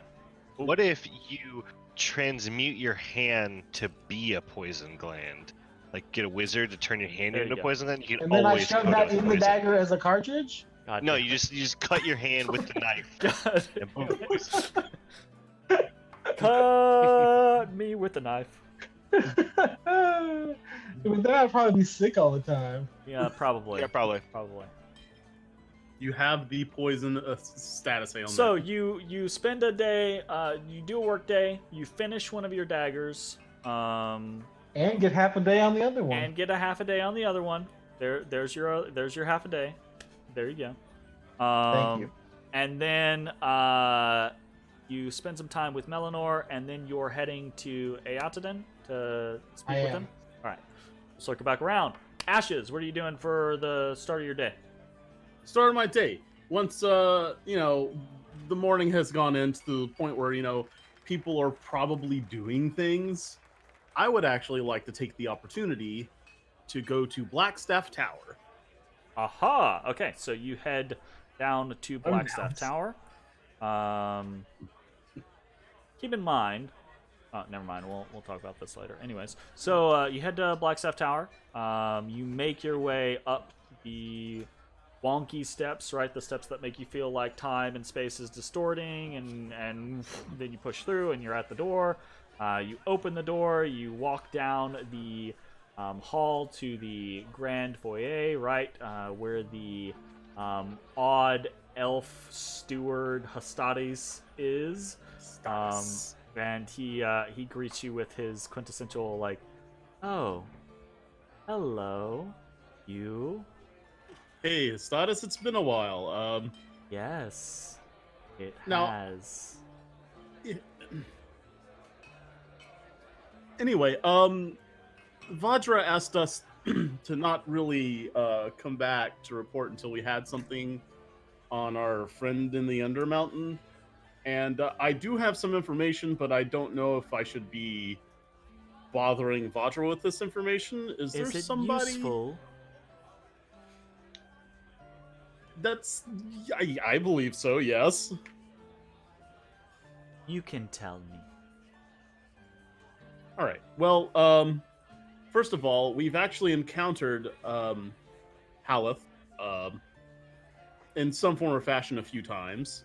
One through a magical Who's portal Haleth? that you had to... Haleth Blackcloak. Oh, Are you sure you're good with this information? you mean Halaster? Oh, I said Haleth. Wow. That's Yeah, why. Haleth That's Dark. why he asked who's Haleth. Yes. Let's just kind of back up like 15 seconds and assume that I Rewind. said the right name.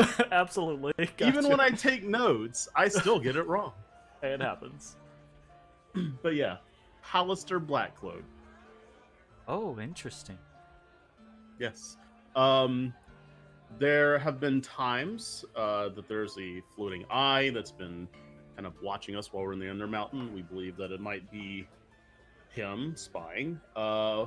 We've actually encountered him a few times, one of which was in an invisible portal that you had to wear a mask to see the portal. And there's another time where our ally Ezrah spoke with him, and he answered 3 questions honestly and lied once, Bones. and alluded to the fact that somehow Ezra might be important to him somehow. But I think the best bit of World's greatest information that cook. we received was that we know where he is in Undermountain.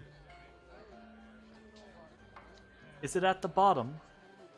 No, it's a floor from the bottom. It's Almost at the actually bottom. on floor 22. Oh. Apparently, floor 22 is where Halaster is, and apparently there's also a floor 23 somewhere. Is that correct? Because I have in my notes there was a tower relief map with the room marked on it for floor 23. I'm just inquisitive about some of your notes. All right, so Hastades takes all of this information. He nods and he says, "All very interesting, but probably not worth bothering Vajra." Great, cool. All right, well, we're probably about to make it to Skullport pretty soon. A delightful town. So I It's- hear. It's not. I was trying sarcasm. As Did it was work? I. We both need to work on it. Is there anything that we should know before going into Skullport? Is there any Grey Hand members that we maybe need to get in contact with, or? Oh, I'm sure there are Grey Hand members there. None that I can think of off the top of my head. All right, cool. Well, here's the deal. We're not going back down till tomorrow. I find myself with some free time. Is there any things you need taken care of? While I feel right like I'm like, huh. yeah, you are. Let's send Ashes on a fetch quest. And honestly, that's probably what Hastadis does, right? Okay. He probably does send you on some sort of go talk to this person and then go get this thing and then go do this thing, right? Because invariably, a lot of what the Grey Hands does is more of like they're less of like an extensive organization like the Harpers are, right? The Harpers are full of spies and bards and people, you know, like gathering information and everything like that. The Grey Hands are less like a spy network and more like a like an adventuring strike force. You know? Are they like they kind of handle like when she gets too heavy for the guards? Yeah, the Grey Hands are basically like a vigilante force, right? So basically firefighters. If there's no fire, then yeah, right. So what Hastadis has you do is basically go run errands for some of the higher members, right? Like things that they would get low-tier initiates to do, right? All right, cool. What are they like? 2 lumps of sugar in their coffee, or black, or what? Probably not that mundane. Probably more of like gathering supplies for different things. Like we're about to send this party off to do this thing, right? We need to send them with these goods. We need you to go contact this or go to this person's place of business and pick up this package or what have you, right? Probably more sensitive. Like, you probably don't get a lot of information, but the stuff is probably a little more sensitive than, like, just sending a runner. Like, hiring some nobody off the street to go, like, right. We don't trust you with this package, that type thing, right? But that being said, right, doing this work for the Grey Hands does earn you reputation for the Grey Hands. So, do you already have a reputation tracker for the Grey Hands? Yep, it is. You do. Up to 3. This is not enough, right? To actually. You want me to put like a 3.1? That's whatever. So all the other people that are creating new ones, those are 0.1s basically. Okay. So if you would like to, yes, you can put a 3.1. I'll put a 3.1. There you go. So it's this. It's just like little basic stuff. Cool. Fantastic. All right. Ezrah, you spend some time in the morning with Rishal. Lovely morning of conversation, tea, and scones or danishes or whatever it is you purchased. What do you want to do for the rest of your day? Ezra is going to start coming up with plans to start becoming an experimenter. Okay. In what way? Starting with the book that he picked up from Bookworm's Rest. Sure. He's also going to recognizing his new innate abilities of magical resistance. Okay. See if there's a way he can somehow pair the two and offer potential concoctions for resistances for his party. Okay, so you're going to start experimenting with like alchemical options and doing studies and stuff like that. Okay, fantastic. So we'll say again, right? You spent some time already doing this. You can accumulate another 8-hour workday. So just go ahead and notate that, and then when you and I will talk about mechanics in between sessions, and whatever we figure out, we can turn and apply the time that you've stored to the first endeavor that you go about creating. Cool. Fantastic. All right, cool. Matashtai, anything else for the rest of your day?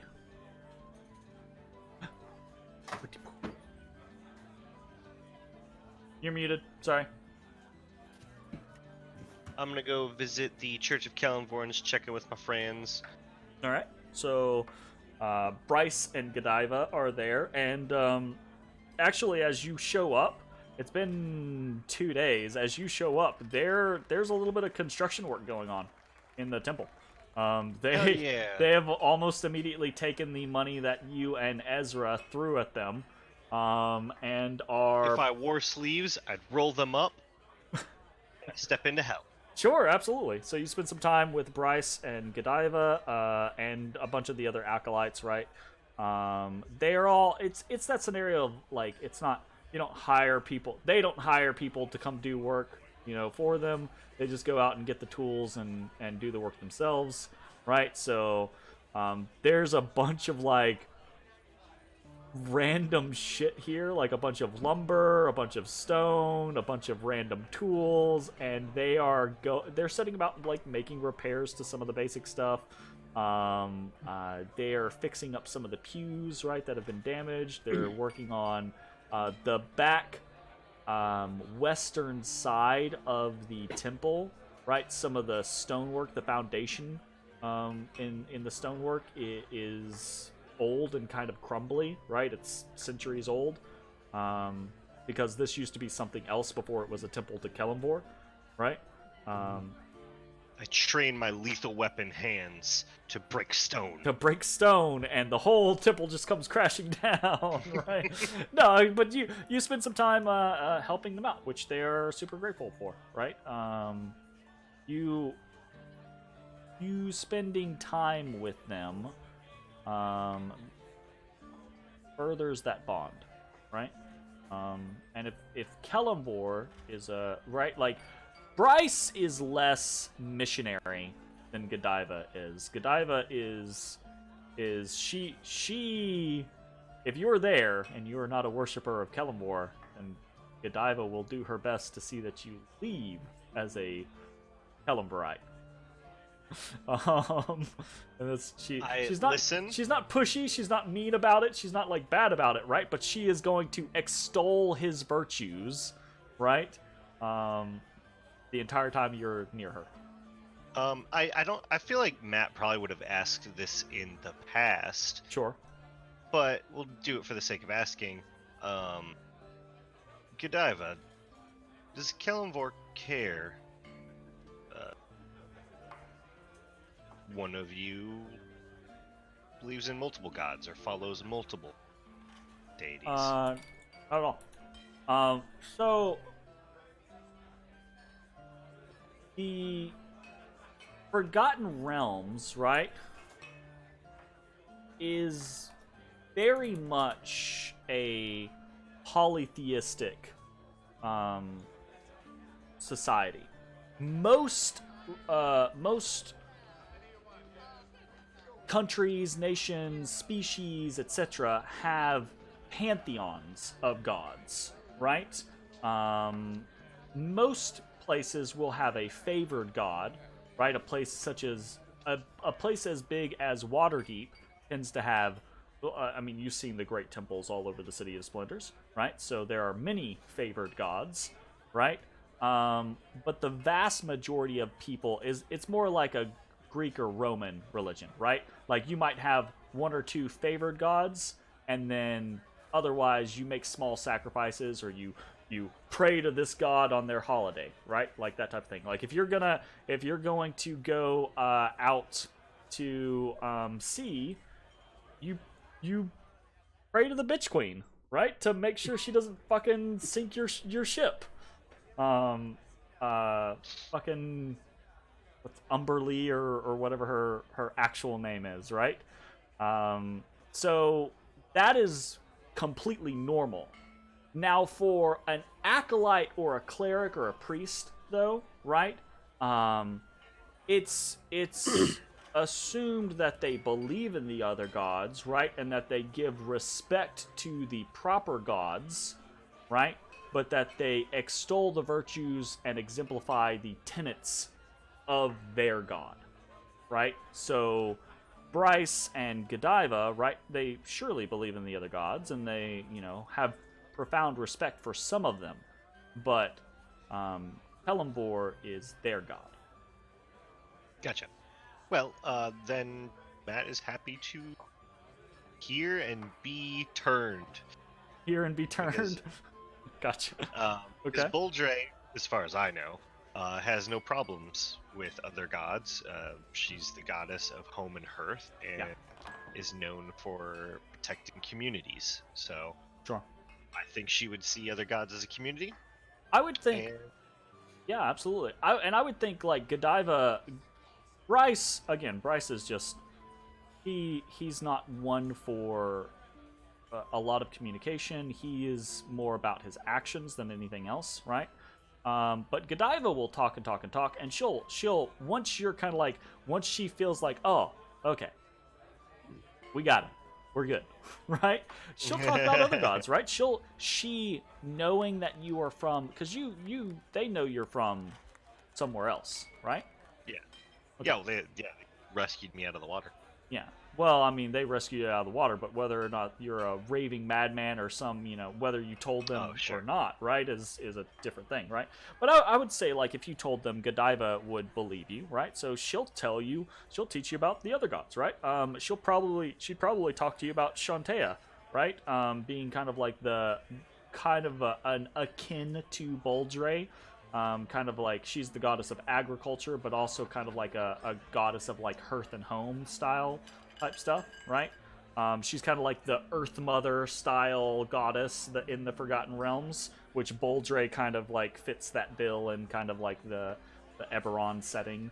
So yeah, okay, cool, fantastic. All right, anything else that you're wanting to do? Spend some time with them. After that, I'll do more wandering and head home. Fantastic, cool. I would say this counts for me. This counts plus with the miscellaneous wandering, right? This counts as getting to know the city more. So I would take up your exploring Waterdeep faction. Okay. Bones, anything else for you on this fine day? Or you? Oh, obviously there's something else for you. You're going to see. Yeah, gotta go to Eataden. Eataden. All right, so you head over to Eataden's late afternoon, early evening. And they're excited to see you. So, hello, you're back. Fantastic. I was just putting the finishing touches on your dagger, actually. Is he also a they, or is he? He is a he. I just say they too frequently when I'm describing people in general. Okay. That's a writing pronoun that I use a lot. So when I use a lot of theys in like writing scripts and stuff like that, it carries over to me just saying they in speaking. So that's my bad. Mm-hmm. But Eataden identifies as a he. So he's super peppy and excited that you showed up. Calls you into the back, right? Shows you the dagger, which, unless you have a specification that you would like it to look like something, which if you want, that is perfectly. Otherwise, I will give it a basic description. Go from there. Up to you. You can just give it a basic description. It is a bone dagger, and this one is made out of the femur of the manticore, right? Humerus. Sorry. It ends up being kind of like this long, thin slab of a dagger. It's more of like a long knife than like a dagger or anything like that. Yeah. So it's got this silvery point down at the base, and it goes all the way up through the dagger. And the entire thing kind of has this glossy sheen over it. And then at the tip of the dagger, there's a little like silver cap, right? That kind of like is like very small, maybe like a centimeter or two over the tip of the dagger. But off of it, right, you see this like almost razor blade of air looking like material, right? That comes off of this cap and then streaks all the way down the blade of bone. Dang, air? That's cool. It's what it looks like, right? It looks like it's just this little like Is it? It's white like noise aerogel. type thing. Kind of, yeah, something like that, right? So Ayata then shows it off, right? Is very excited to show it off, and looks at you kind of like expectantly, as like, okay, what next? Okay, all right. Here's my newest knife. I show him Sure. I show him my Minotaur horn dagger, Okay. and I show him the little chamber. I'm like, okay, so what do you think about this? I put something in here, and we like make it regenerate forever. Ooh. And then I show him the little grooves and stuff I cut in it to like, it delivers. It's a delivery system. And he can see kind of like what you're going for almost immediately, right? Like it's it obviously there are plenty of weapons that are designed in a way like this to deliver. Yeah, but not regenerate forever. Exactly, right? That's the thing. That's the key point. And he's immediately excited, and he's like, "Wonderful, wonderful. What are we using for the regeneration?" I don't know. I was thinking about like a troll heart. You mean you don't have anything? Well, not yet. Oh. Well, okay. I just came up with this idea. Oh, he got sad. Do you have anything? Oh, well, no. I mean, you're the. Yeah, I know. I don't have anything cool yet. But I Anything will. else you I'm wanted gonna me get to like work on a in the meantime. super giant troll heart. His eyes kind of like widen. And he's like, "That would work. That would Yeah, definitely do you think we work." need some troll skin too, or it's like a big heart? Just cut out the aortic I valve think and use that as a liner. anything decently regenerative from a troll, so like any troll organ, right? Do you would think probably is work. one big organ equal to a bunch of small organs? So it's asking like, can I get a bunch of small organs and do the same thing? I would say really, I don't think it matters too terribly much. I think you just need a decent organ, right? Whether it's the heart or the spleen or the gallbladder, I don't think it matters. Mm-hmm, You know? How fresh do you need these to be? He'd say, I'm not entirely sure. I would say decently fresh. If it's days and days old, then might not have quite the same oomph. But I would worry less about that with the troll and more about making sure the troll doesn't, do troll things. If you like completely off topic right now, I just gotta know, if you cut a troll in half, will it starfish and you now have two trolls? It depends on what set of Forgotten Realms lore or period D&D lore you're going with. Some of them are absolutely like, yeah. Can I have a 100%. super inhumane troll organ farm? Oh god. That's so Oh in, no! in That's not Pathfinder Kingmaker, the isometric RPG that came out last year, right? In Pathfinder Kingmaker, there's one of the quests. Spoilers. One of the quests is you find a wizard who has imprisoned a troll and uses him as a factory, like a flesh factory. Yeah. When you have that basement everyone's afraid of. So that is, I would say, that is a route that you could go, but if you want to only if you want to turn this campaign into an evil campaign real quick. And I don't think everyone else is really down with Noted. that route. Okay, well, That's definitely one of those, morally corrupt routes instantaneously. it's not He's nice. He's not nice. Not nice at all. I recognize that. Okay, well. Jake's gonna lose it over there. Oh. Anyway, yeah, I don't have anything right now. I mean, I have only have one dagger right now. But you had the other components, right? The paralysis sac from the carrion crawler and the antenna from the rust monster. Did you not want to do something with those? Well, yeah, but how do I make them not run out? You're not gonna be able to make everything not run out for the rest of forever, Sack. I understand that, Jeremy. No, I will say this. I will say this about the. I will say Eotaden would say about the rust monster antenna that he believes he can fashion something from that without concerns about it, the energy dissipating, right? So what you're talking about, like if he makes a magic object, it's never going to run out completely, right? It might have charges that it has for a day, right? Yeah, that's what I mean. Run out completely. You know? Yeah, but nothing's gonna run out completely.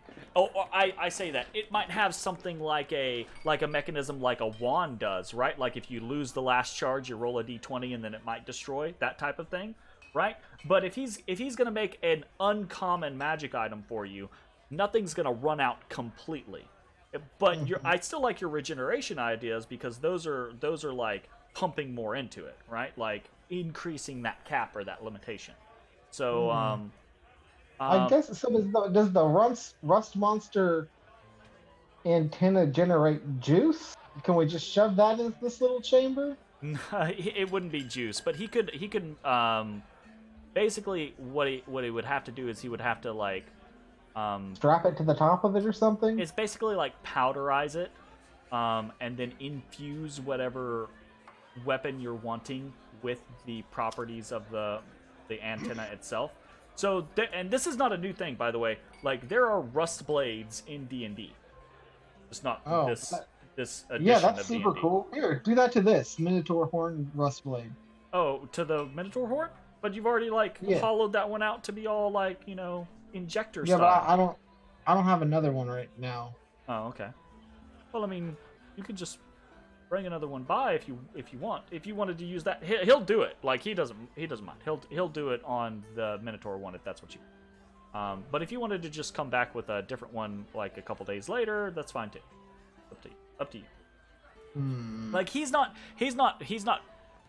I'm not pushing you.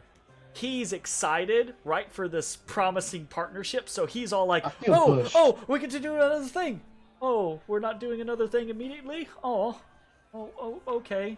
I mean, I guess I can busy myself with other stuff. You know, like he's just the excited school kid right now. You know? Okay. Don't feel pushed yes. by me. I feel pushed. All right. So what would you like Stop to do? pushing then? him, Jeremy. God. Okay. So Well then, pushy. no, I don't have another one ready yet. All right. Well, he will say that's fine. Do you also have my scrolls or Ezra's scrolls? The scrolls are done. You have money, Of course I have money. as you didn't pay for them last time. I know. I pay for him now.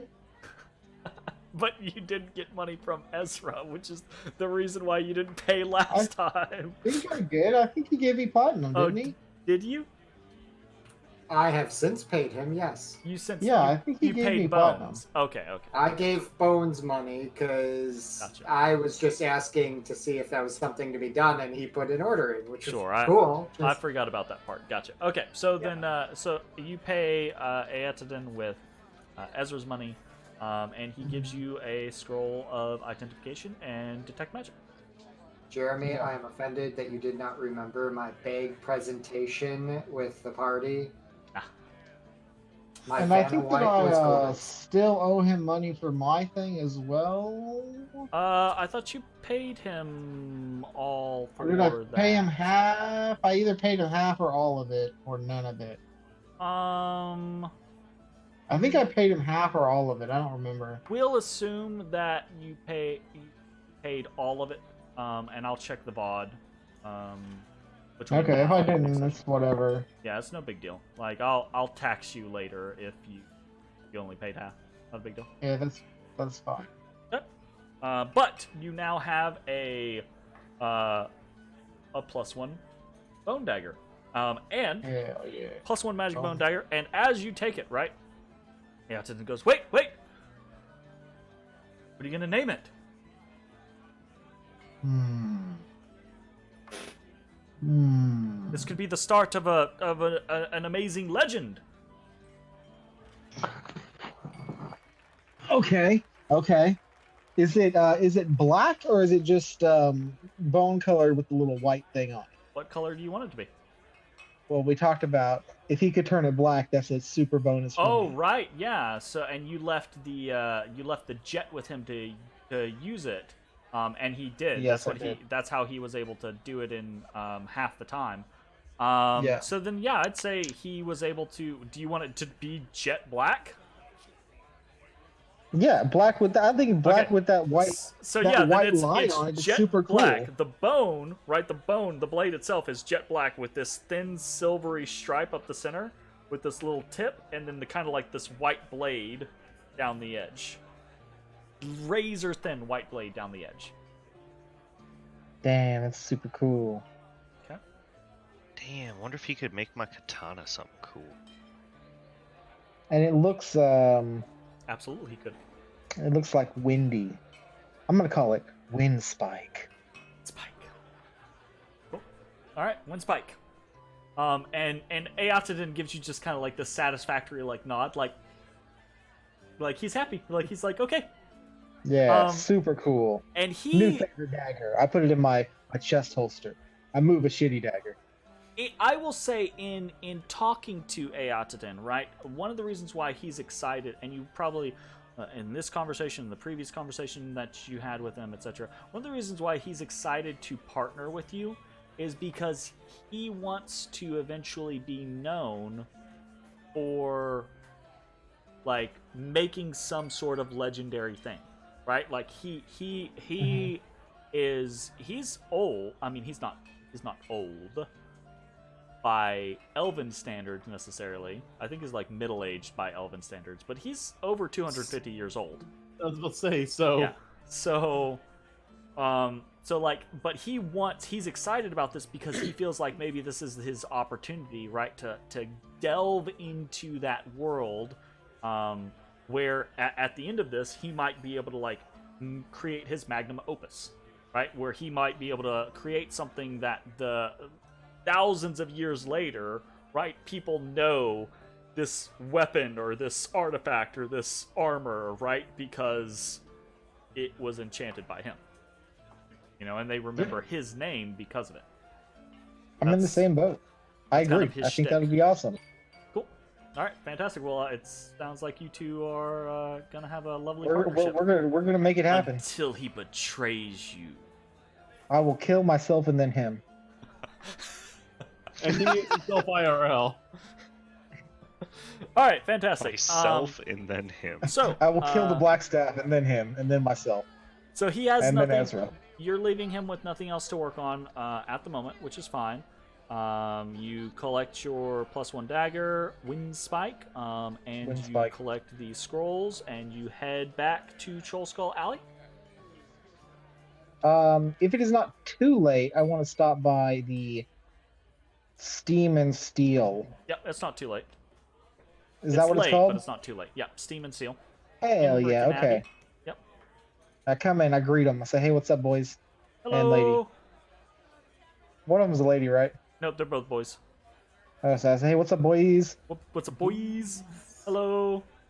Hey, guys, I found this weird ore down in the dungeon. I was wondering if you could look at it and tell me what it is. Okay, sure. So you take out some chunks and plop it up on. Immediately, they both kind of giggle. Yes, I have 3 fist-sized chunks of bluish Take a- green metal. Weird ore, huh? Yeah, it's blue and green, and I've never seen that. Please be just oxidized copper. It's just copper. Yes. Interesting. they both kind of chuckle. That's just copper in its raw form. When Silly it's cat man, you don't know metals. When it's exposed to air, I do not. It kind of oxidizes and it takes on typical shades of like bluish or greenish kind of hues. Huh. You guys I mean, want to buy it? How much do you have? 3 fist-sized chunks. Yeah, they'll buy it. I feel like some other people had chunks as well, but I'm not 100%. I thought about grabbing some, but I didn't. I did not grab chunks. We can get some more if it's profitable. We are now miners. It's not super profitable. No. I was about to say, I didn't figure it would be. Raw, copper is going to have like impurities that need to be worked out. That's a lot of labor. Yeah, you said 7 fist-sized chunks. 3 fist-sized chunks. 3 of them. Did I give you a weight on them? I have 1 marked down, but I don't actually know. 1 each. That's fine. So it'd be about a pound each. Okay.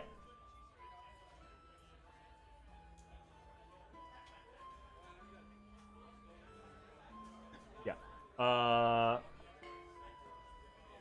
They're worth their weight in copper. I want to say these are only like a gold apiece. That's 3 more gold than I didn't have. That might even be generous. I think it is, Jim. But I was about to say, like, what are people like doing a lot of copper work with, other than like inlaying Pipes. things? Pipes, yeah. I mean, Waterdeep has a functioning water system. Yeah, Indoor Is this- plumbing. So, what's the difference between oxidation and rust? Isn't it like the same thing? No, Not no, quite. No. you can Okay. induce oxidation on purpose to deliberately color. Oh metal. no, sorry. I wasn't super far off. It's a pound is 5 silver.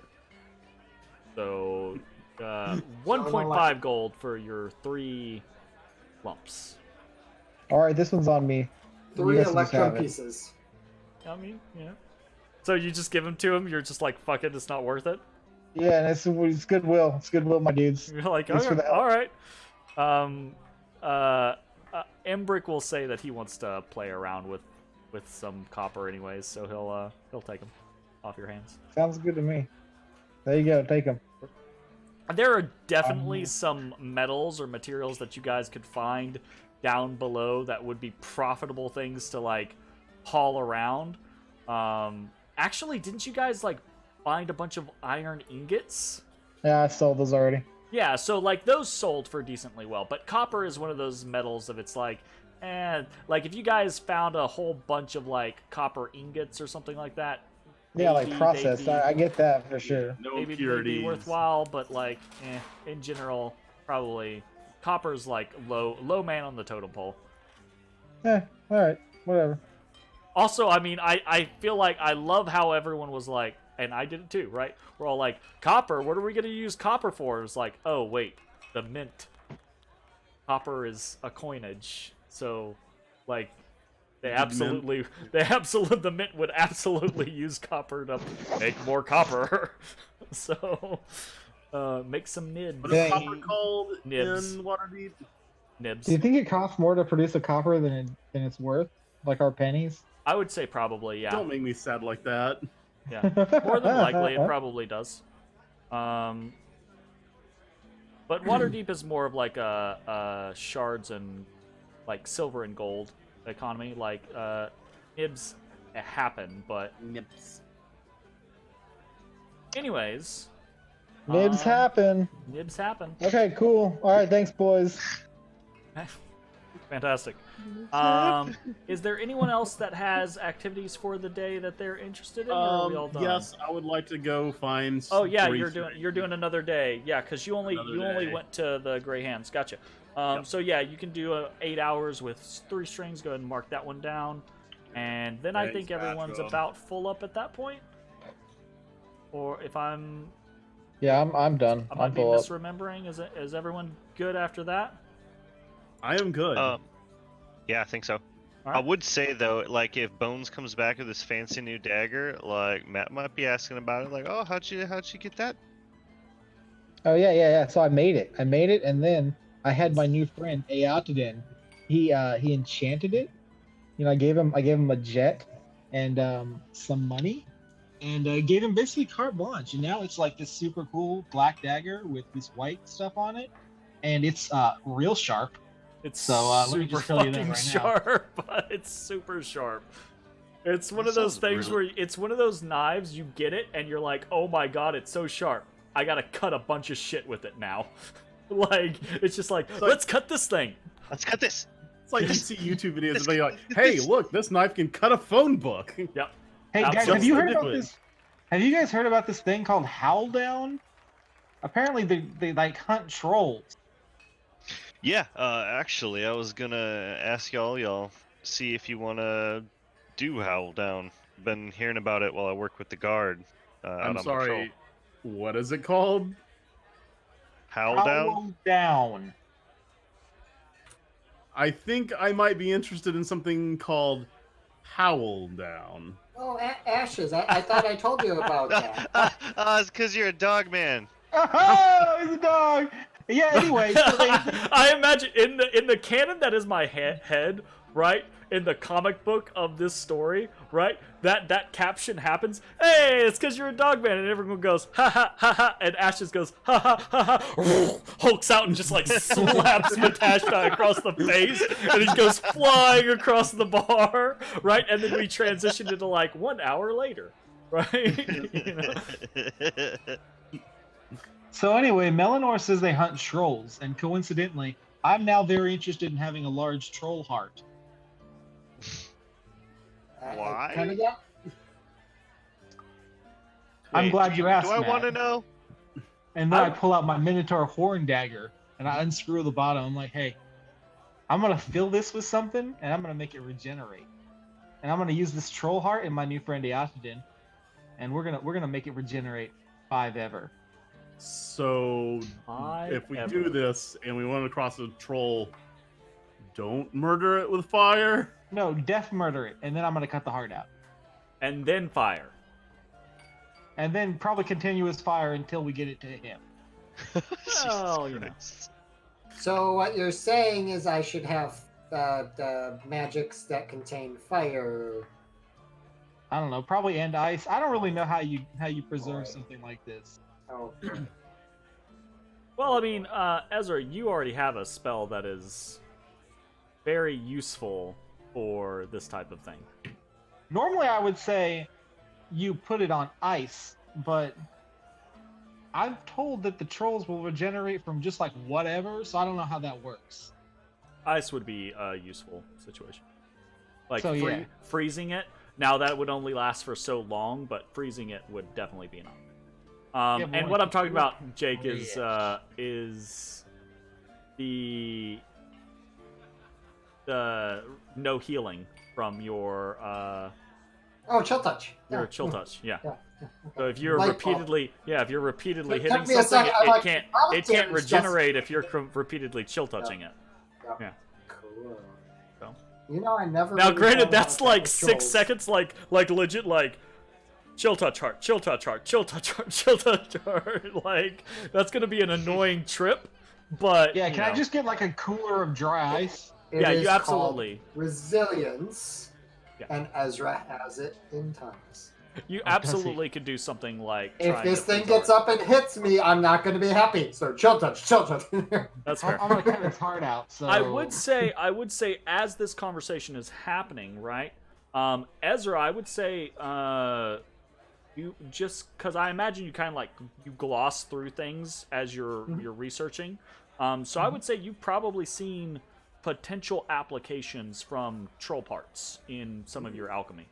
I would assume, right? If it's something you're not interested in, then that's fine. It's not a route you have to go. But I would assume that there's something that you've seen that's like, I mean, yeah, troll something. Potion of growth might be related. Yeah, Well, like I'm talking not just from like the regular list. Like if you want to come up with like a Oh. potion of regeneration or something like that, then that already exists. you know maybe. So just something to keep in mind. So anyway, I'm down. By the way, guys, it's here, and I'll start digging into my pack, and I'll pull out 3 big old puffy ass parkas and 3 sets of Uggs. 3 Oh, sets of hell yeah. Uggs. Is mine white? Yours is white. Ezra's is the color of his magic missile, and Bones is leopard print. Hell yeah. It's guys. Oh, It's well, not. sure if Here's the that's thing. not Malaya, It's not but- leopard print. It's a leopard. Yeah, I guess they wouldn't have leopard print. So I don't know if that offends Bones or not.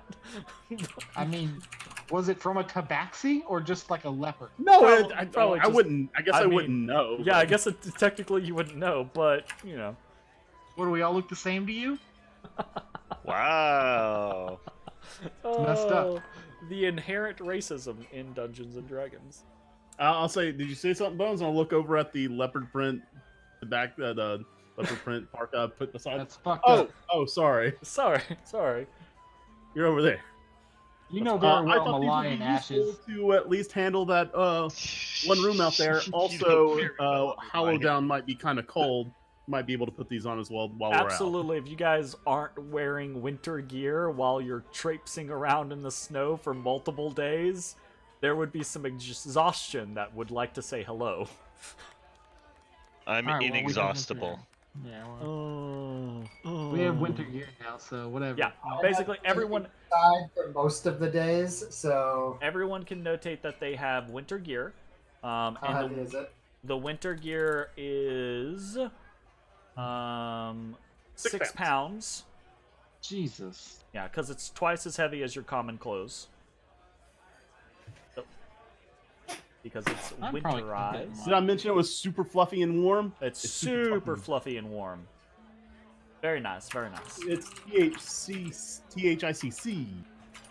I It's fucked up that THC. spelling. It's the Gonna get- thick. It'll get you high. All right, so All right, Um, cool. Hey, when is Hal down? Because they were very unclear on that. It's the day after the 30th. What day is it today? nope. Oh no, it's like the 14th actually. I think it's like Wow, that's yeah, a it's like the long 10th or time the 14th away. or something like that. Yeah, you guys Jesus, have it's like you guys have like a week and a half. fucking a month away. Yeah, Not a it's the month. 25th right now. Not a The month 11th. away. Night all 11. There you go. Night all 11th. Yep. Okay, well I've made this dagger way too early. What do you mean? Oh, yeah, absolutely. The injection daggers? Yeah, absolutely. Yeah, I just thought that was like in 2 days. No, you got some time, which means, but this just means like you have plenty of time to also go make something else and get that to Aotaden, and he'll probably finish enchanting that before you actually go to Haldown, and then you already have the daggers ready, or you'll have the daggers ready for that at that point, etc. And this will give you time to kind of like shop around for like, so what do you want to put in the daggers, right? Do you want to use the giant spider gland? Do you want to do the paralysis gland from the carrion crawlers, you know, like, Porque no los dos. or maybe you find something else that you like better, you know? You squish the 2 glands together and make poisonous paralysis juice. Parala poisoning juice. Poisalysis. Poisalysis juice. All right, anyways, moving on. So, is there anything else you guys want to do, or is that a wrap for the evening of the 25th? No, I'm good. You guys want to go back in the dungeon? Did I get my scrolls? I gave him a scroll. Yeah, you get your scrolls. I'm ready for the dungeon. I want to go to the dungeon. Dungeon. Or Bones, I think I might ask you to Hello. introduce me to your enchanter friend. See if he can maybe do something with this katana. I will, but be warned, he does have an extensive background check process. What? Involving what? He checks your background. Like, Background. From space. I think he just Very wants to nice. make sure you're a good person. all right. Well, I feel like I'm a pretty good person. You gotta give So- like at least 3 references You know. Yeah, he does. He will check your references. I will let you know that right now. How many references you need? Three references. Or I got Brass, Dava. Can I use you guys? You could probably use me. He seems to like me. Or I'll use you. That's 3. I could use someone from the guard. I've been hanging out with them lately. He would probably like that. He's like either a part-time guard. I'm unclear on his affiliation, but he does things with the guards. All right. I could see if my captain could say something for me. Make it happen, Captain. Yeah, maybe we should go and like try and get that process rolling in the morning before we head in the dungeon. But then he has to go into the dungeon without his katana. No, Oh, wait, I'm talking about you mean the the background check. checks. Yeah, gotcha. Oh Yeah, we could get the y'all background can checks totally do going. that. Yeah. Yeah, I'm down. I'm down for that. He's cool. All right. So, conversations had. You guys. What do you want to do with your katana? I don't know yet. Something neat. Do you have any materials? I guess I'm not really experienced in it. What kind of stuff would constitute a material? Oh, something. What would be good for a magical item? So you want something that kind of does what you're looking for. Does that make sense? Like, for instance, I want my dagger to regenerate whatever's inside it. So I want a troll heart. Okay. Let me see what I got here. And Matt pulls open his bag and kind of goes rummaging through it. Let's see here. We got... Pulls out... Troll dick. Nothing useful.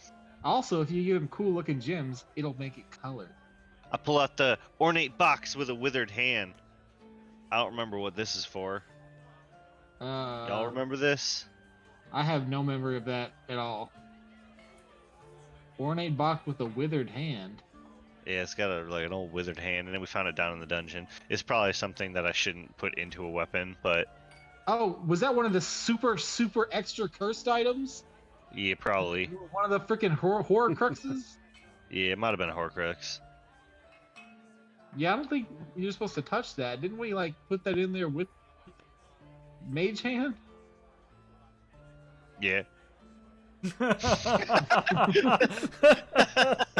Oh, shit.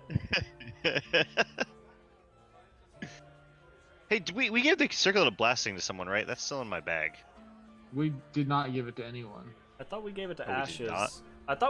I thought we gave it to Ashes, but nothing's come of it so far. I'm sorry. I was maybe talking maybe the discussion was to give it to Ashes, but then we didn't. Ashes, do you have a circlet of blasting on? Do I have a what? Circlet of blasting. Blasting? I have a crown of blasting. So yes. Yeah, so Well, you have it. Okay. He made it. Well, He made it more circlet, so manly. suck it, nerd. That's fine. I think I I mean, described it I'm- as crown, but yeah. Nope, it was a circlet. Circlet. I recall it vividly. All right, I'm What? renaming it to Sarclet. That's right. You Sarclea. make your hat more effeminate. Tiara of How, blasting. how dare you? The tiara of blasting. The barrette of blasting. Yeah. All right. Well, I don't think Also- I got anything that could really be used to enchant it at the moment, but maybe I can I keep have an I eye out have for used things it now. a total of 0 times. I've seen it, but there's never been a time I just doesn't run into like melee range of something. So Yeah, he's super creative too.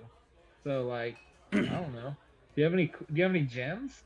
Gems are very tend to be very useful for enchanting items. Like I will mention really been again keeping the those. spider glands and fangs. I Might don't know be, if Yeah, no, save those. I'm very interested in the those. future with you guys, like you guys have been selling them in the past, right? But in the future, you guys might want to start hanging on to some of your gems. Maybe. Hey, we should maybe put those glands on ice. Should we put them in the freezer? You think they would mind down in the kitchen? I mean, we could always preserve them in the lab. They absolutely would not. Do we have jars of formaldehyde? I got don't. this black flame candle. Was that something that was like Isn't that the one that cursed? just never turns off or something like that? Yeah. Is that the one that if you light it, you bring back the 3 Sanderson sisters? Yeah, I If you're think a so. Virgin? What if I could turn it into like Is a Matashtai really a virgin? cool I don't think it like, matters if you're not a weapon virgin. that lights up when there's enemies about? There's at least one virgin in this party. I don't know. Does the candle light up when there are enemies about? Matt. Well, it's always lit up, so maybe it's just always lit. There's always enemies. Maybe you could make a weapon that stays lit. Yes, you could make candle a. candle's only lit when there's a traitor amongst the party. How That's cool you would could that make be? What if it was like a glowing reverse purple alerting. katana that like always alerts the enemies of your presence? lights things on fire? Well, you need something fire oriented, Okay. or okay. Yeah, like you a need ruby or something a fire like that. sack or like a ruby or a big old garnet. Ooh, Okay. yeah. Okay. That would work. Now we're thinking. I could do like, it's reminding me of the black onyx blade from Dark Souls. Ooh. That'd be cool. Okay, cool. Weeb out on me, guys. Hell yeah. Customize your orders. Let's go. I got a Alright, little alright. garnet. But I love it's not Alright. big. doing fucking customized making shit in D&D. Fuck yeah. All right, I Anyway, got yeah. ideas. I'll do some looking for what else I can find. Okay, well, we can stop by beforehand, get your background checks going.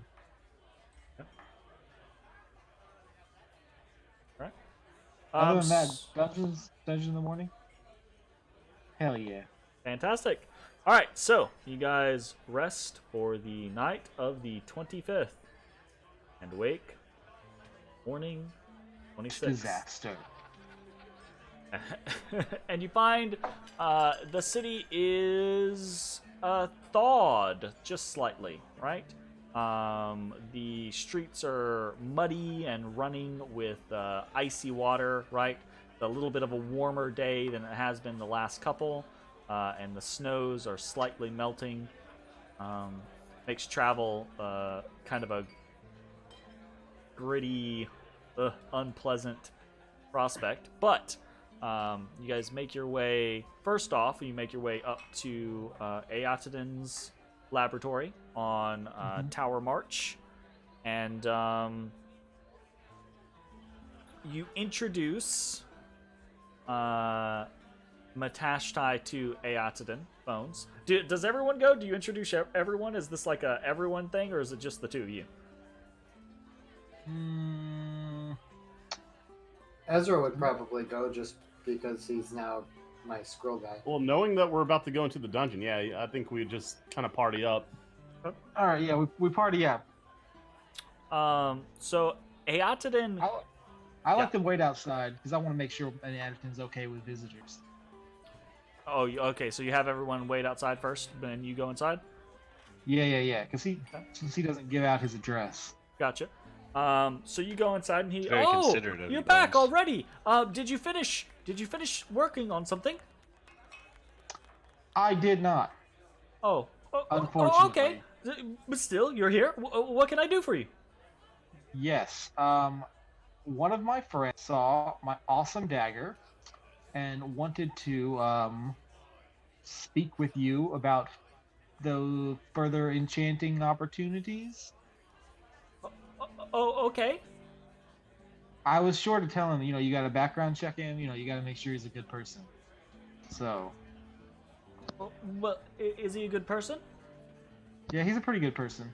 Oh, well, background checked. Okay, Look cool. at that. All right, I I mean- poke my head out. I say, You're my partner. I trust you. If you trust him, then we're good. I mean, he hasn't mind controlled you or anything, has he? no? It's like if you're a cop, you have to tell me, right? Like if you're charmed, you have to tell me. Yeah. No. I think we're good. I think we're good. We're good there. Well then, All right. should be fine.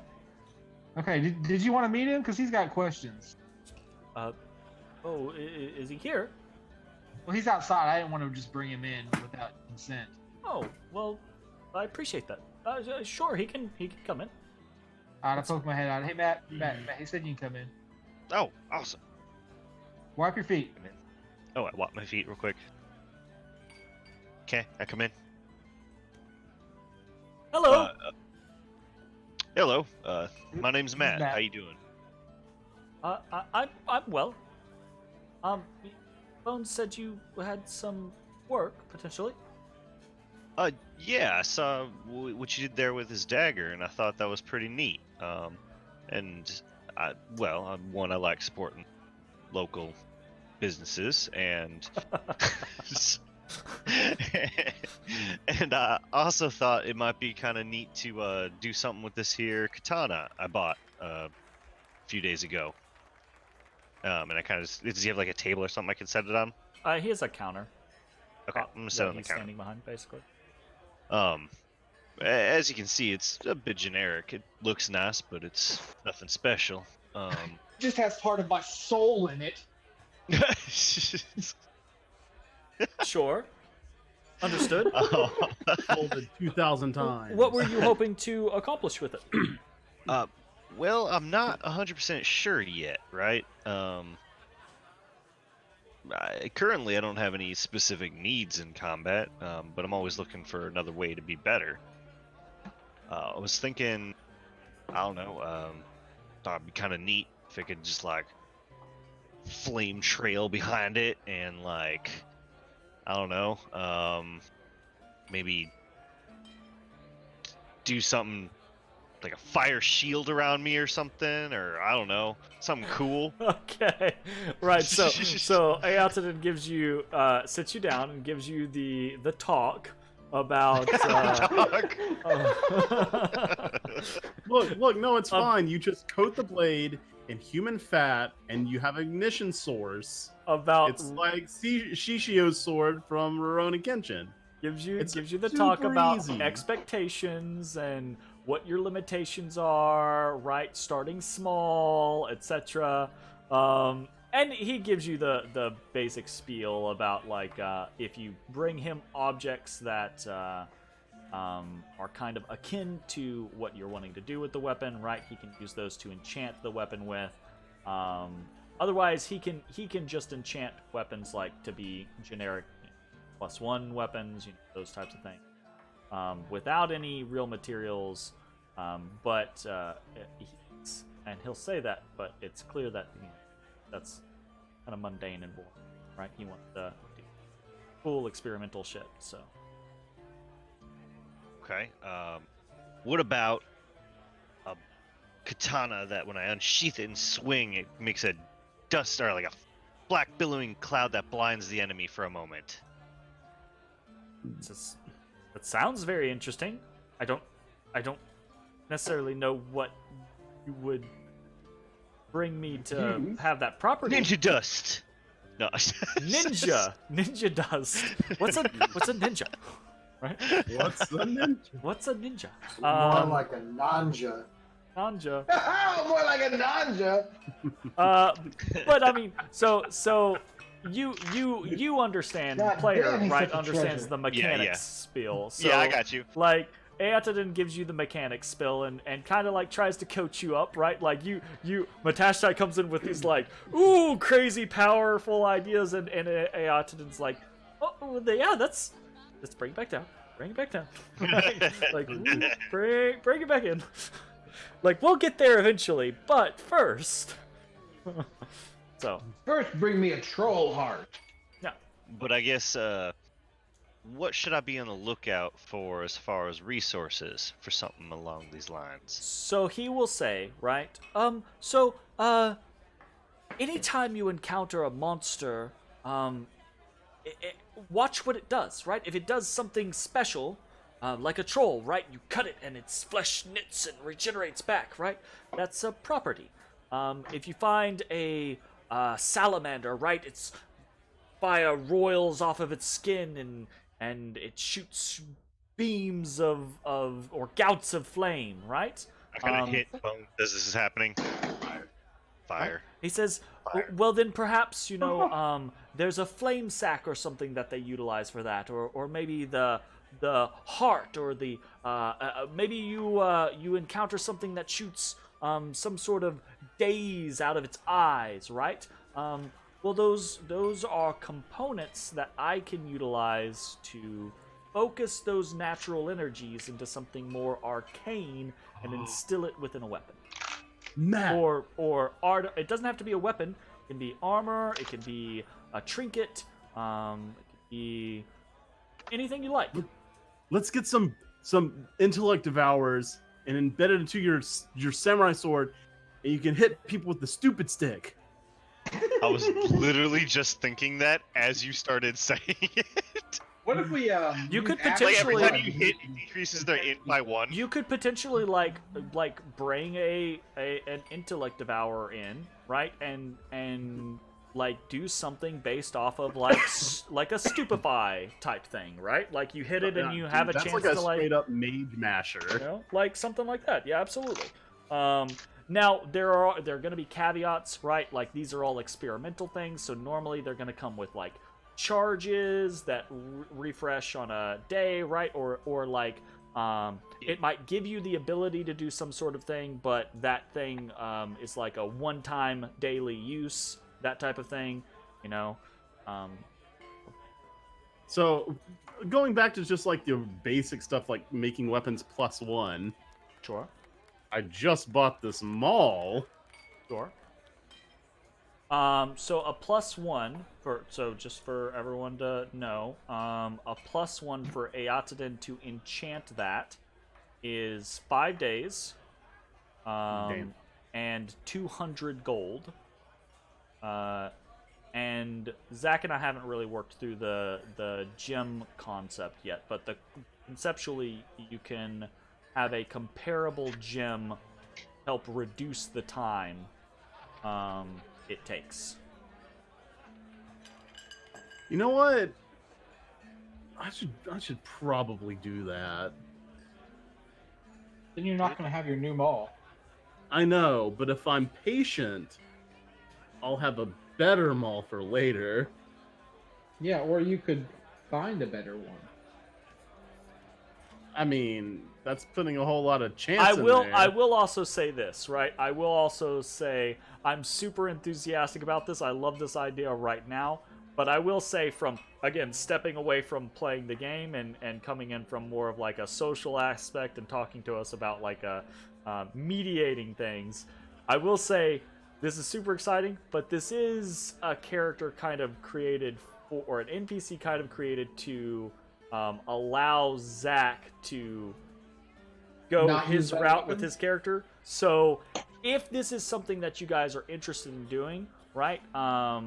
Eotidan might be able to facilitate some of those things, but he might redirect you to someone else. Like we might do the like, oh, he's a little busy, but he'll redirect you to his other enchanter friends, and you guys can do that type of stuff like off screen, right? That type of thing. So that mechanically it doesn't really change, it doesn't really affect, but Zach gets the benefit of his partnership without without having to go, oh well, I can't, I can start working on your new thing, Bones, but I have to stop working on Ashes' thing, That's fine. I approve that. So, and that's again, I think we can just reroute that to where it's behind the scenes mechanics and it doesn't actually affect anything, but just as a heads up, right? Oh Lord. Sure. But if you're wanting to, if you're interested, right? I'm interested, but I No don't one else? want to hamper Bones's. You're not going to hamper anything right now because he doesn't have anything going on right now. So if you want to do something, now's probably the time. Yeah, I gotta get another 2 work days in. Yeah. All right, well, fuck it. I'll just go with that. I'll just go pure slashing for 5 more days. Okay. I will ask. I mean, you could use the Healy Wap Stick if you want. Healy Wapstick, yeah, that's a I guess that's potential. blood.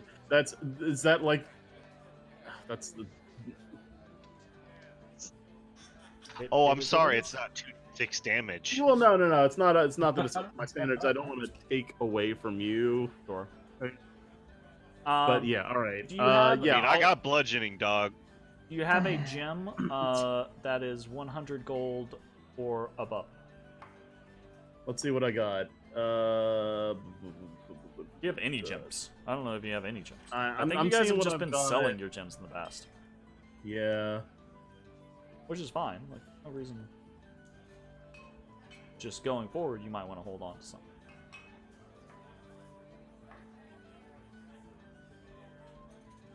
No, I don't. Just, I wanted to make sure. Okay. Yeah, I will ask him to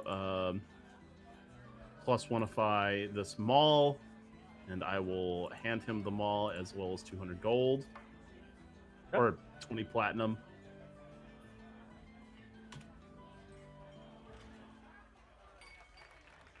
Alright.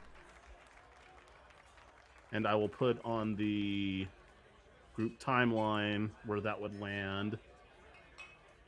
+1 maul.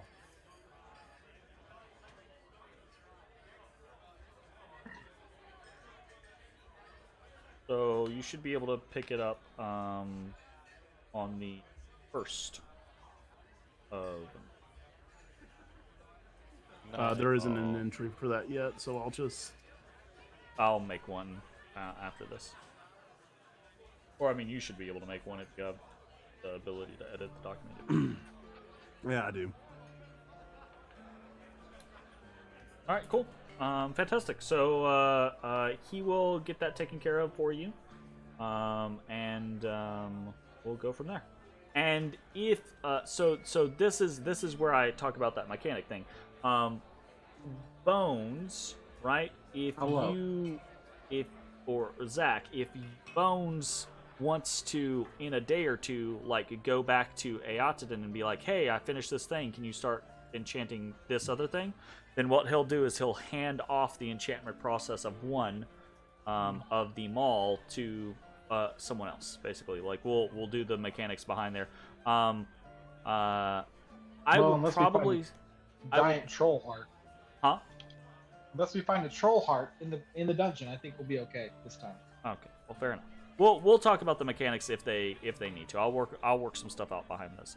Anyways, so moving on from there, you guys head to the Yawning Portal. Yeah, To the dungeon. To the dungeon. All right, fantastic. What's the next month's name, by the way? Night All. AL. Night AL. Okay. When's magic items reset? What, on the 1st? Yes, Okay. Is it at the 1st or is it the 30th? it's the first. Both? Sure about that? No, Both are but I sounded confident, and that's all that matters. It's a super secret one day only sale. I think it's anything that ends in a 0 is when it resets. So the 10th, the 20th, and the 30th when it resets. I thought it was the ones. Sale. I believe so. So, anyways. Alright, you guys head back to the Yawning Portal Inn and Tavern, and down you go. Everybody pay 1 gold.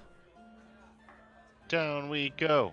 Down we What gold go. has been paid. Down we go. Down you go, down you go. Alright. You guys head on down to Horror. Death. floor 1 of the Yawning Portal, and there you guys all are. Do we Make go to sure level 2? Make sure you have healed yourselves up, by the way. You have benefited from multiple long rests since being in the dungeon. All right. So are you guys just fast traveling to level 2? Is that the plan?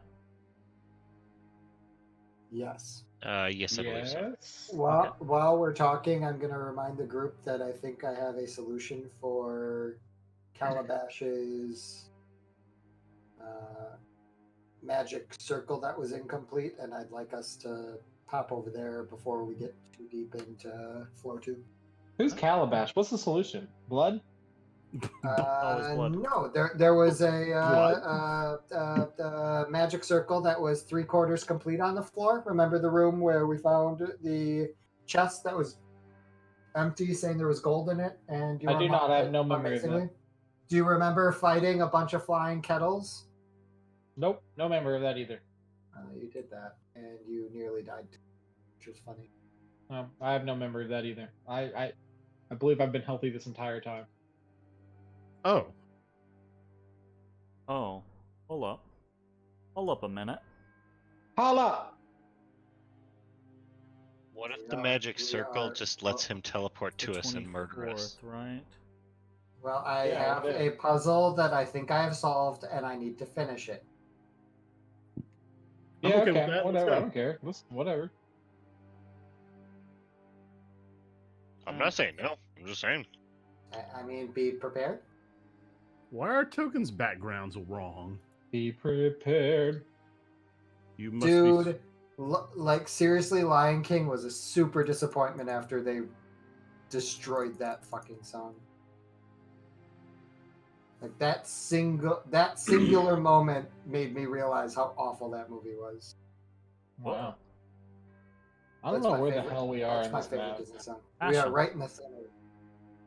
That is the best Disney song ever. And All Kindness. right. Heart. Fire. Wind. Water. Oh, those are the Water. wrong tokens, aren't they? heart. Wind. go planet. Let me Wind. get rid of these old Wind. tokens. What were the evil guys? Like Smog, Duke Nukem was one. Trash, Evil, Captain Planet, Elements. Duke Nukem was Smog, I think. Captain Pollution, Deforestation, Super Radiation, Smog, Toxins, and Hate. Hey, What the fuck is Super Radiation? flew through you. Super Radiation! What? All right. Okay, so you guys fast travel down to level 2. That will tick your attention pool up. Gross. 1 for fast traveling through the level, 1 for heading to the second level. So We are properly tensioned. You're attentioned. Then you guys Oink. are on. Deforestation. I'd like to win the Fracking. deforestation ring. Fracking. The fracking ring. All right. Did you just say the fracking ring? Jesus. Yes, he did. I mean, That's yeah, because messed each up. of the rings obviously has some sort of power, you know. Oh my the That's so fracking ring bad. Goodness pollutes the water and gracious. gives you oil. That's no. All right. You guys are back down on the second level. at the top of the Bushfires. stairs. We certainly won't have any eco-friendly people watching. No. All right. Where do you guys want to go? Yeah, I can't find myself on my Calabash's parents' room. Do Yeah, I we think we're want- heading Does Calabash's room dead end? Is that right? Yeah, it If deadens. you to, look, heading to at our Calabras. POIs Okay. Calabash's Yeah, room. whatever. If it dead ends, let's go. is on the west side. Yeah. It's the Yeah, one that's like there's center, the old alchemy area followed by the Yeah. kitchen. It's right over there. it's like dead center It's on the just left. to the left here.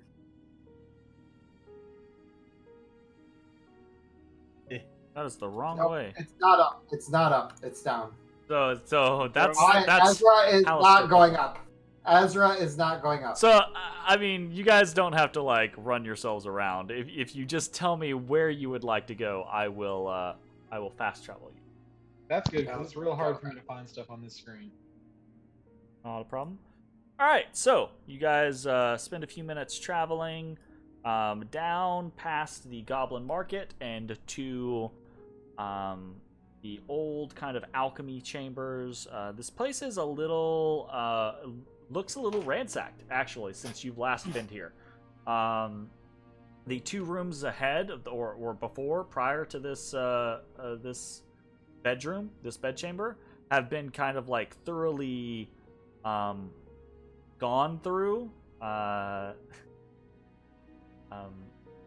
mean, it's not a mystery. There are goblin tracks in the dust everywhere, like all over the place. Goblins got it. Sounds about right. Yeah, goblins. Does any You guys have been slowly but surely removing threats from this area, so the goblins are more and more able to just kind of wander about and investigate shit. So Wait, so are the goblins going to turn on us eventually when they gain enough power and prestige? This is Yes. bullshit, Jeremy. how would you know that? How would you know that? D&D is known for its power. I would like to incite all the goblins Well, you got to go there to incite all the goblins. collectively. Are you gonna start polling the goblin audience? Yeah, I'd like to pull it Because it turns into this like a government election, right? With the 2 parties, the conquer everything party and the conquer some things party. Isn't that like, I mean, so kind of been trying to like curb that, right? I have my little faction within the goblins. You are. Yeah. And then also I've been gifting the tallest man things. You are the goblin market. I think they might have a name for it now. But the goblin market has a rapport with you guys right now. Now here's the stick is they're still goblins, right? Yeah. So your rapport of the full meter, right? Your rapport is like here, right? Which is good. It's nice, right? But it's not past that point where it's like we're still goblins, right? So you can eventually potentially get past that point.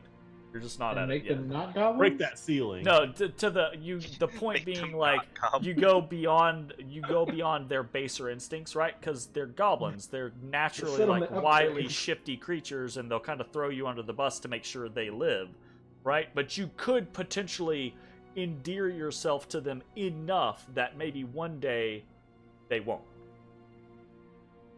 You know. Okay, whatever. But I would say, like, at this moment, they have no reason to, like, turn on you or anything like that. Someone would need to give them a reason. So, alright, so you make it to Calabash's room. Calabash. This room has been rifled a little bit, not too heavily, right? And, Goblin's not dumb enough to mess with the incomplete magic circle. well, I mean, After you, they don't understand Ezra. it. Yeah, so I think in this scenario, does it seem messed with at all? No, I have my diagrams. I have all of No, that stuff yeah, prepared. the circle's intact, as it was the last Finally. time. The way this circle is created, someone would have to be trying, like really trying to mess it up, right? It's not just like a chalk circle on the ground. It is both. It is ritualistically and magically painted on, right? Okay. There's some permanence in this thing. But the rest of the room, like the bookshelf where there were some of the dusty tomes that you had, the chest, right? That stuff has kind of been like disturbed. It's obvious that other people, and there's goblin, like I said, there's just goblin feet print all over the place. Okay. I will pull out my diagrams. I will pull out my flask of quicksilver. Okay. I will orient myself and let the boys know this might take me a little bit. But This will take at least an hour to ritually finish this the work on this sigil. would I know that pull out- beforehand? Yeah, you have a rough guesstimation about how much time this would take you to finish. I pull out a bag of peanuts and pop a squat. And I then mark off my quicksilver flask and get to work. All right, fantastic. So the time goes by, right? What is everyone else doing while Matashtai has popped a squat with some peanuts? What is everyone else doing while Ezra sets about work? Right, and it is more involved than just painting this stuff on and everything like that. Like there's intonations and little chants that you have to do. You have to like keep yourself magically charged the entire time, right? It's a little exhausting, right? Like you don't actually gain exhaustion or anything like that. But it's like a workout. It's like a magical workout, right? So by the end of it, Ezra, your brow is kind of like sweating, right? And you this kind of furrowed look on your face. You're in deep concentration, right? I'm pretty good at. So, like, one of my skills as a monk is with calligraphy. Is there anything I can do to help him? Potentially, right? If Ezra's open, like, receptive to the assistance. Do you think you're capable? I haven't seen you do much in the realm of the arcane. Yeah, he's I can copy things. All right, I take the bag of peanuts. That could be useful. I think that No, just the peanuts. Just fuck please off! You're helping. I'm eating the peanuts now. make sure you're careful, and you know that. Okay. I'm very careful. I help. So what I will actually say is, I ate a couple more peanuts. I'll say Ezra's already kind of like got this in the bag, right? But what he will be able to do with Matashtai's assistance is gain himself advantage on the upcoming check. Cool. Okay. So, what I need... I toss peanut shells into the hallway. If anyone's coming, we're gonna know. Nice. Peanuts are multifunctional. Absolutely. Fair enough. They're not just a cleaning staff's nightmare. I knew this will be through here eventually. So there is. Oh. Unless it's an ooze that just soaks them all up. Yeah, that's cheating. We're already fucked in. It's gonna fill this whole room up. Yeah, it's just a gelatinous ooze just comes down the whole hallway. Not all of them are fucking gigantic monstrosities. You're right. This one's even bigger. Everyone I've seen so far has been a gigantic monstrosity. That's No, true. the first one we killed was large. Oh. It was only a 10 by 10. That's Well- still bigger than the whole door. That is still bigger. No, the door is 10 Well, by 10. the door is 10. So, anyways, But we right? could skirt around. I would argue that the door probably doesn't fill the entire opening. It's You're probably right. like stone. Sure. Yes, that's true. So, boom. All right, Roasted. Knowledge bomb. Ezra, Yes. I need you to roll an Arcana check with At advantage. Giggity! What you get? Giggity. Critical 26. Fantastic. So as you are going through the motions of this ritual, Matashtai steps up and goes to assist you, right? And you are able to kind of like guide him in some simpler things to do, right? While you focus on the channeling of the magic and the precision, right? You are able to have him do some of the more like general fill work and ease things along so that you can focus, which is great because it gives you this opportunity to actually take everything in, all of the magic that is swirling around you, the energy that you're pouring into the sigil, the completion as it comes towards fruition. And previously you had only a small concept of what this might be, right? Myriads of different possibilities of what this magic circle could be. But as you were able to focus on it, given the free will to really pour yourself into it, you realize this circle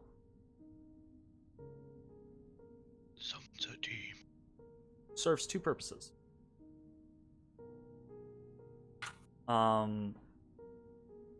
It is a seal,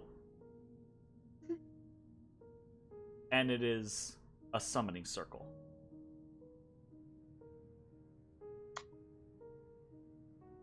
And it is keyed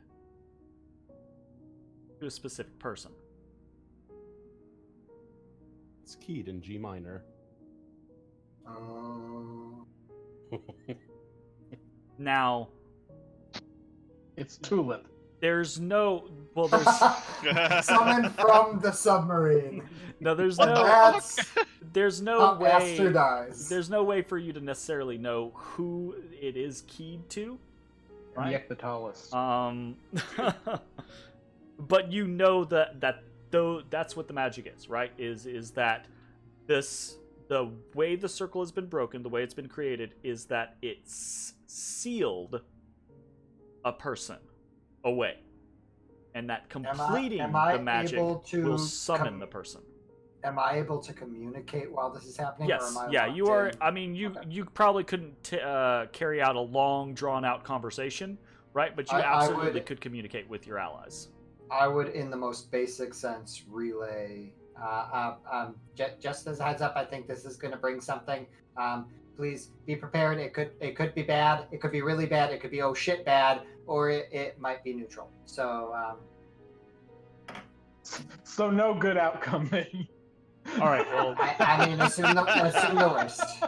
now there is a space, right, that you guys can't really Neutral or be bad. you can't really be in the circle. So there's kind of like this little space that you gotta stand out I of. want to be within melee distance of whatever comes out. I'm also going to take 4 damage Nice. and go So ahead this and is apply. this is basically kind of like the circle right now. I'm gonna start powering up. right of the. Do I have the ability to Jesus. invoke mage armor in this instance? No, you From my house- absolutely From my do not. Halaster Keta? You definitely do not. Oh boy. Sorry. Can I invoke mage armor? No. Can I do it from the House Narcetta though? No. Can I invoke Mage Armor? No. So, Well-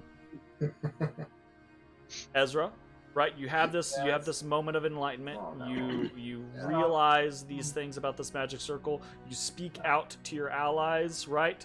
And then you complete Sigil. The Quicksilver flashes, and in that little portion, right, this little section, it flashes brightly, and then the entire circle flashes with it, right? Brings on that light, and you hear, right, like someone like walking up a piano, right, like walking a scale up a piano. You hear this kind of I like think distant 'cause noise. Pianos kind of have a bad thing. Is it a G minor? And then there is a bright flash, right? The surging sound as the piano kind of crescendos, and there's this bright flash that fills the whole room, and everyone kind of has to like shield their eyes from it or be blinded. And then you hear like steam hissing, sizzling water, that type of thing, and you turn your gaze back right through the haze, and you see standing there is a Baylor. There we go. Dun dun dun. Run for your lives! You see Don't- standing Baylor's not there fire. is a middle-aged looking human Kill him. man, right? Kind of a tan complexion, right? Kalashite, kind of Arabic, almost, right? And like looks around dazed and stumbles a little bit. Where? Who are? What's going on? Halaster, what just happened? No, kill him. Where? Give Who it to are him. all of you? What are we me! Who are you? And he squints at you. Damn, should I put on my mask real fast? Hi. Your man. He squints at you and he goes, It's me, Halaster. oh crap, just a second. Oh, we should have saved the puppet. Are you one of Trenzia's goons? She'll not have it! No. I'll tell you! She won't! No. And his hands go up and they splay,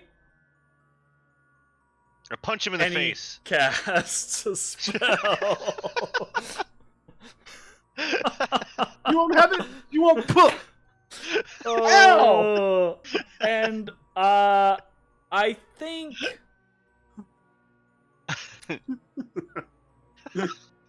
Right in the nose. I mean, to be fair, I did warn everyone that it was going to be bad. no. I think bad, everyone's awful, or definitely at the ready and on edge. So I think probably what we will do is we will roll initiative next week. roll initiative next week.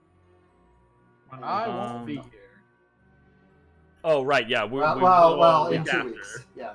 Well, no. Yeah, I mean, whatever. if we are are we only playing next one week? person down, we will probably Yeah, still you guys play can next play. week. It's whatever.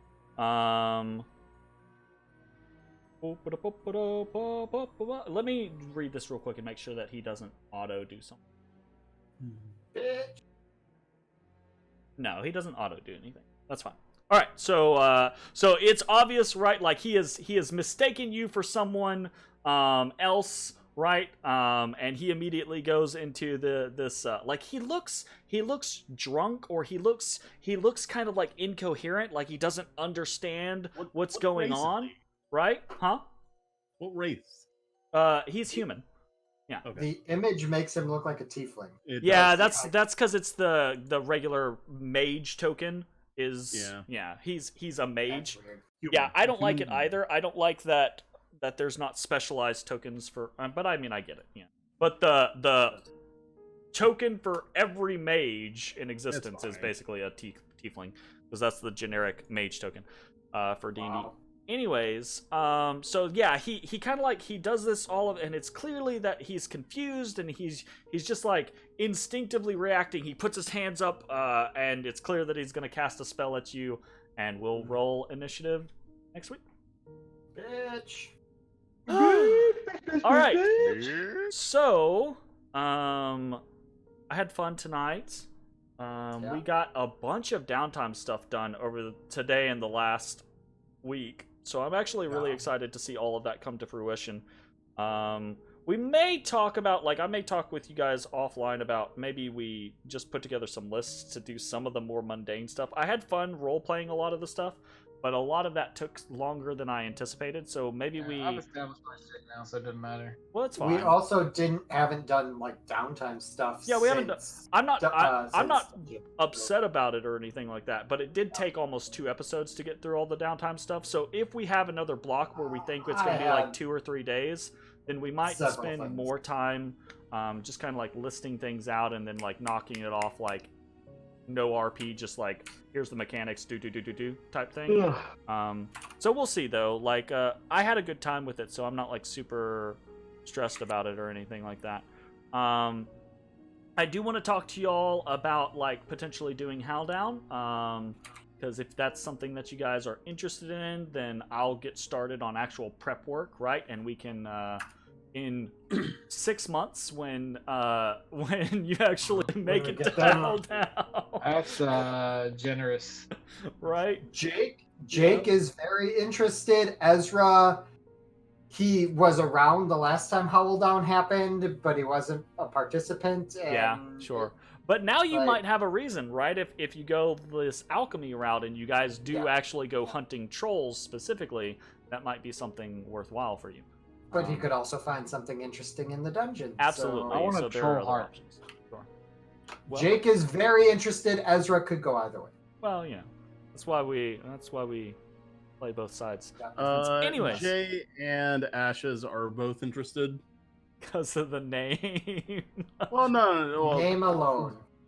No, it's just there's the idea that there's a holiday dedicated to hunting monsters. Yeah. Is And straight up. here's Ash's one. alley. So as a caveat, this is not like you go out hunting monsters for a day type thing. The event of Howldown, it starts Like 2 on the weeks. 11th, but it typically is Oh. over the course of about. It's for the rest of Night All, basically. But what I would So say it's for you like- guys is I would do like a 4 to 6 day, quest, right? Like Yeah. you guys get told, here's your mission, you're gonna go to this place to do this thing, right? And that's probably what we'll do. If you guys So are it's like interested in that. Hanukkah, but instead of lighting candles, you're killing. Absolutely. Okay. Yeah, Potatoes, something. potatoes. Right? And I will say, so I make a big emphasis on the whole killing part of Howldown, right? But another big part of Howldown is just this, for the city guard anyways, is just the show of force, right? So a large portion of what they do is not even gonna be fighting or killing. It's just making sure that everyone knows, hey, We got you. Look, Don't fuck motherfuckers, around. we don't, but we could. Don't fuck around. exactly, We right? don't, but we could. And that generally works with some of the like bandit crews or things like that know to lay low during this time period, right? But that doesn't typically work with like the trolls of the Trollmire or like other monstrous like entities or organizations. So You that's just need to- typically what they fight. Mitch, you just gotta let your guard friends know I'm cutting bones out of something. So, Jesus Christ! I thought you didn't use humanoids. well, no, but I'm cutting something out of something. Oh, okay. I may I'm not cutting use something it. out of something.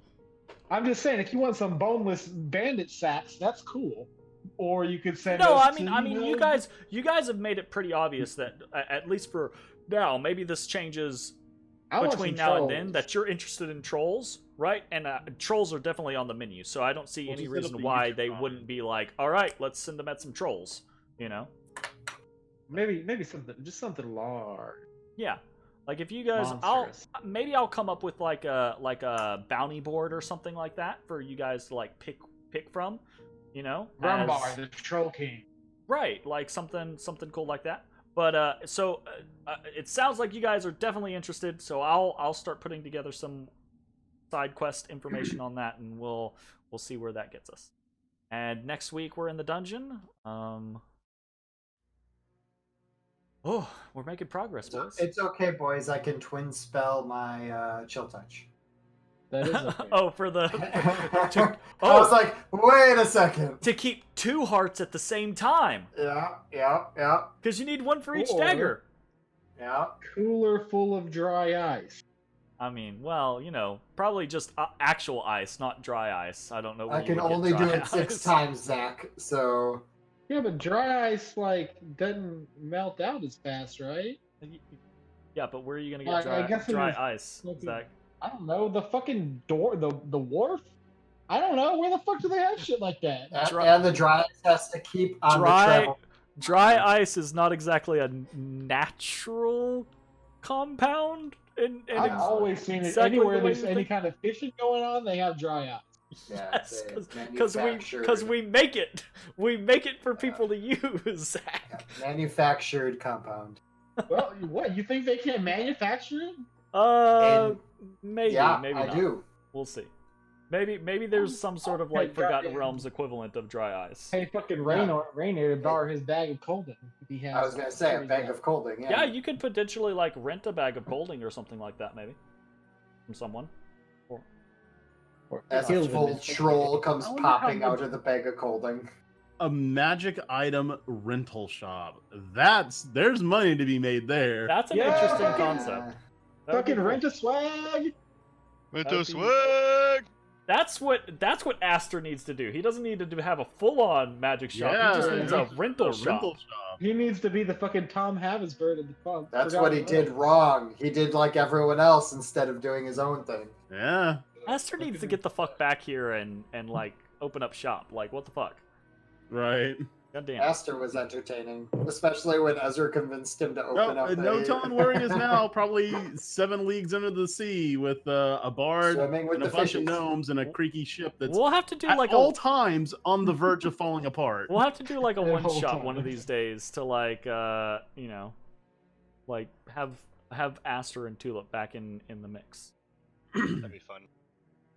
Anyways, so we've been Jack and Jaw for absolutely eternity. I had a great time. 7 minutes, Jeremy. I hope everyone had fun, and we'll see you next time for some more Dungeons and Mad Mage. Bye, everybody. Have a good night.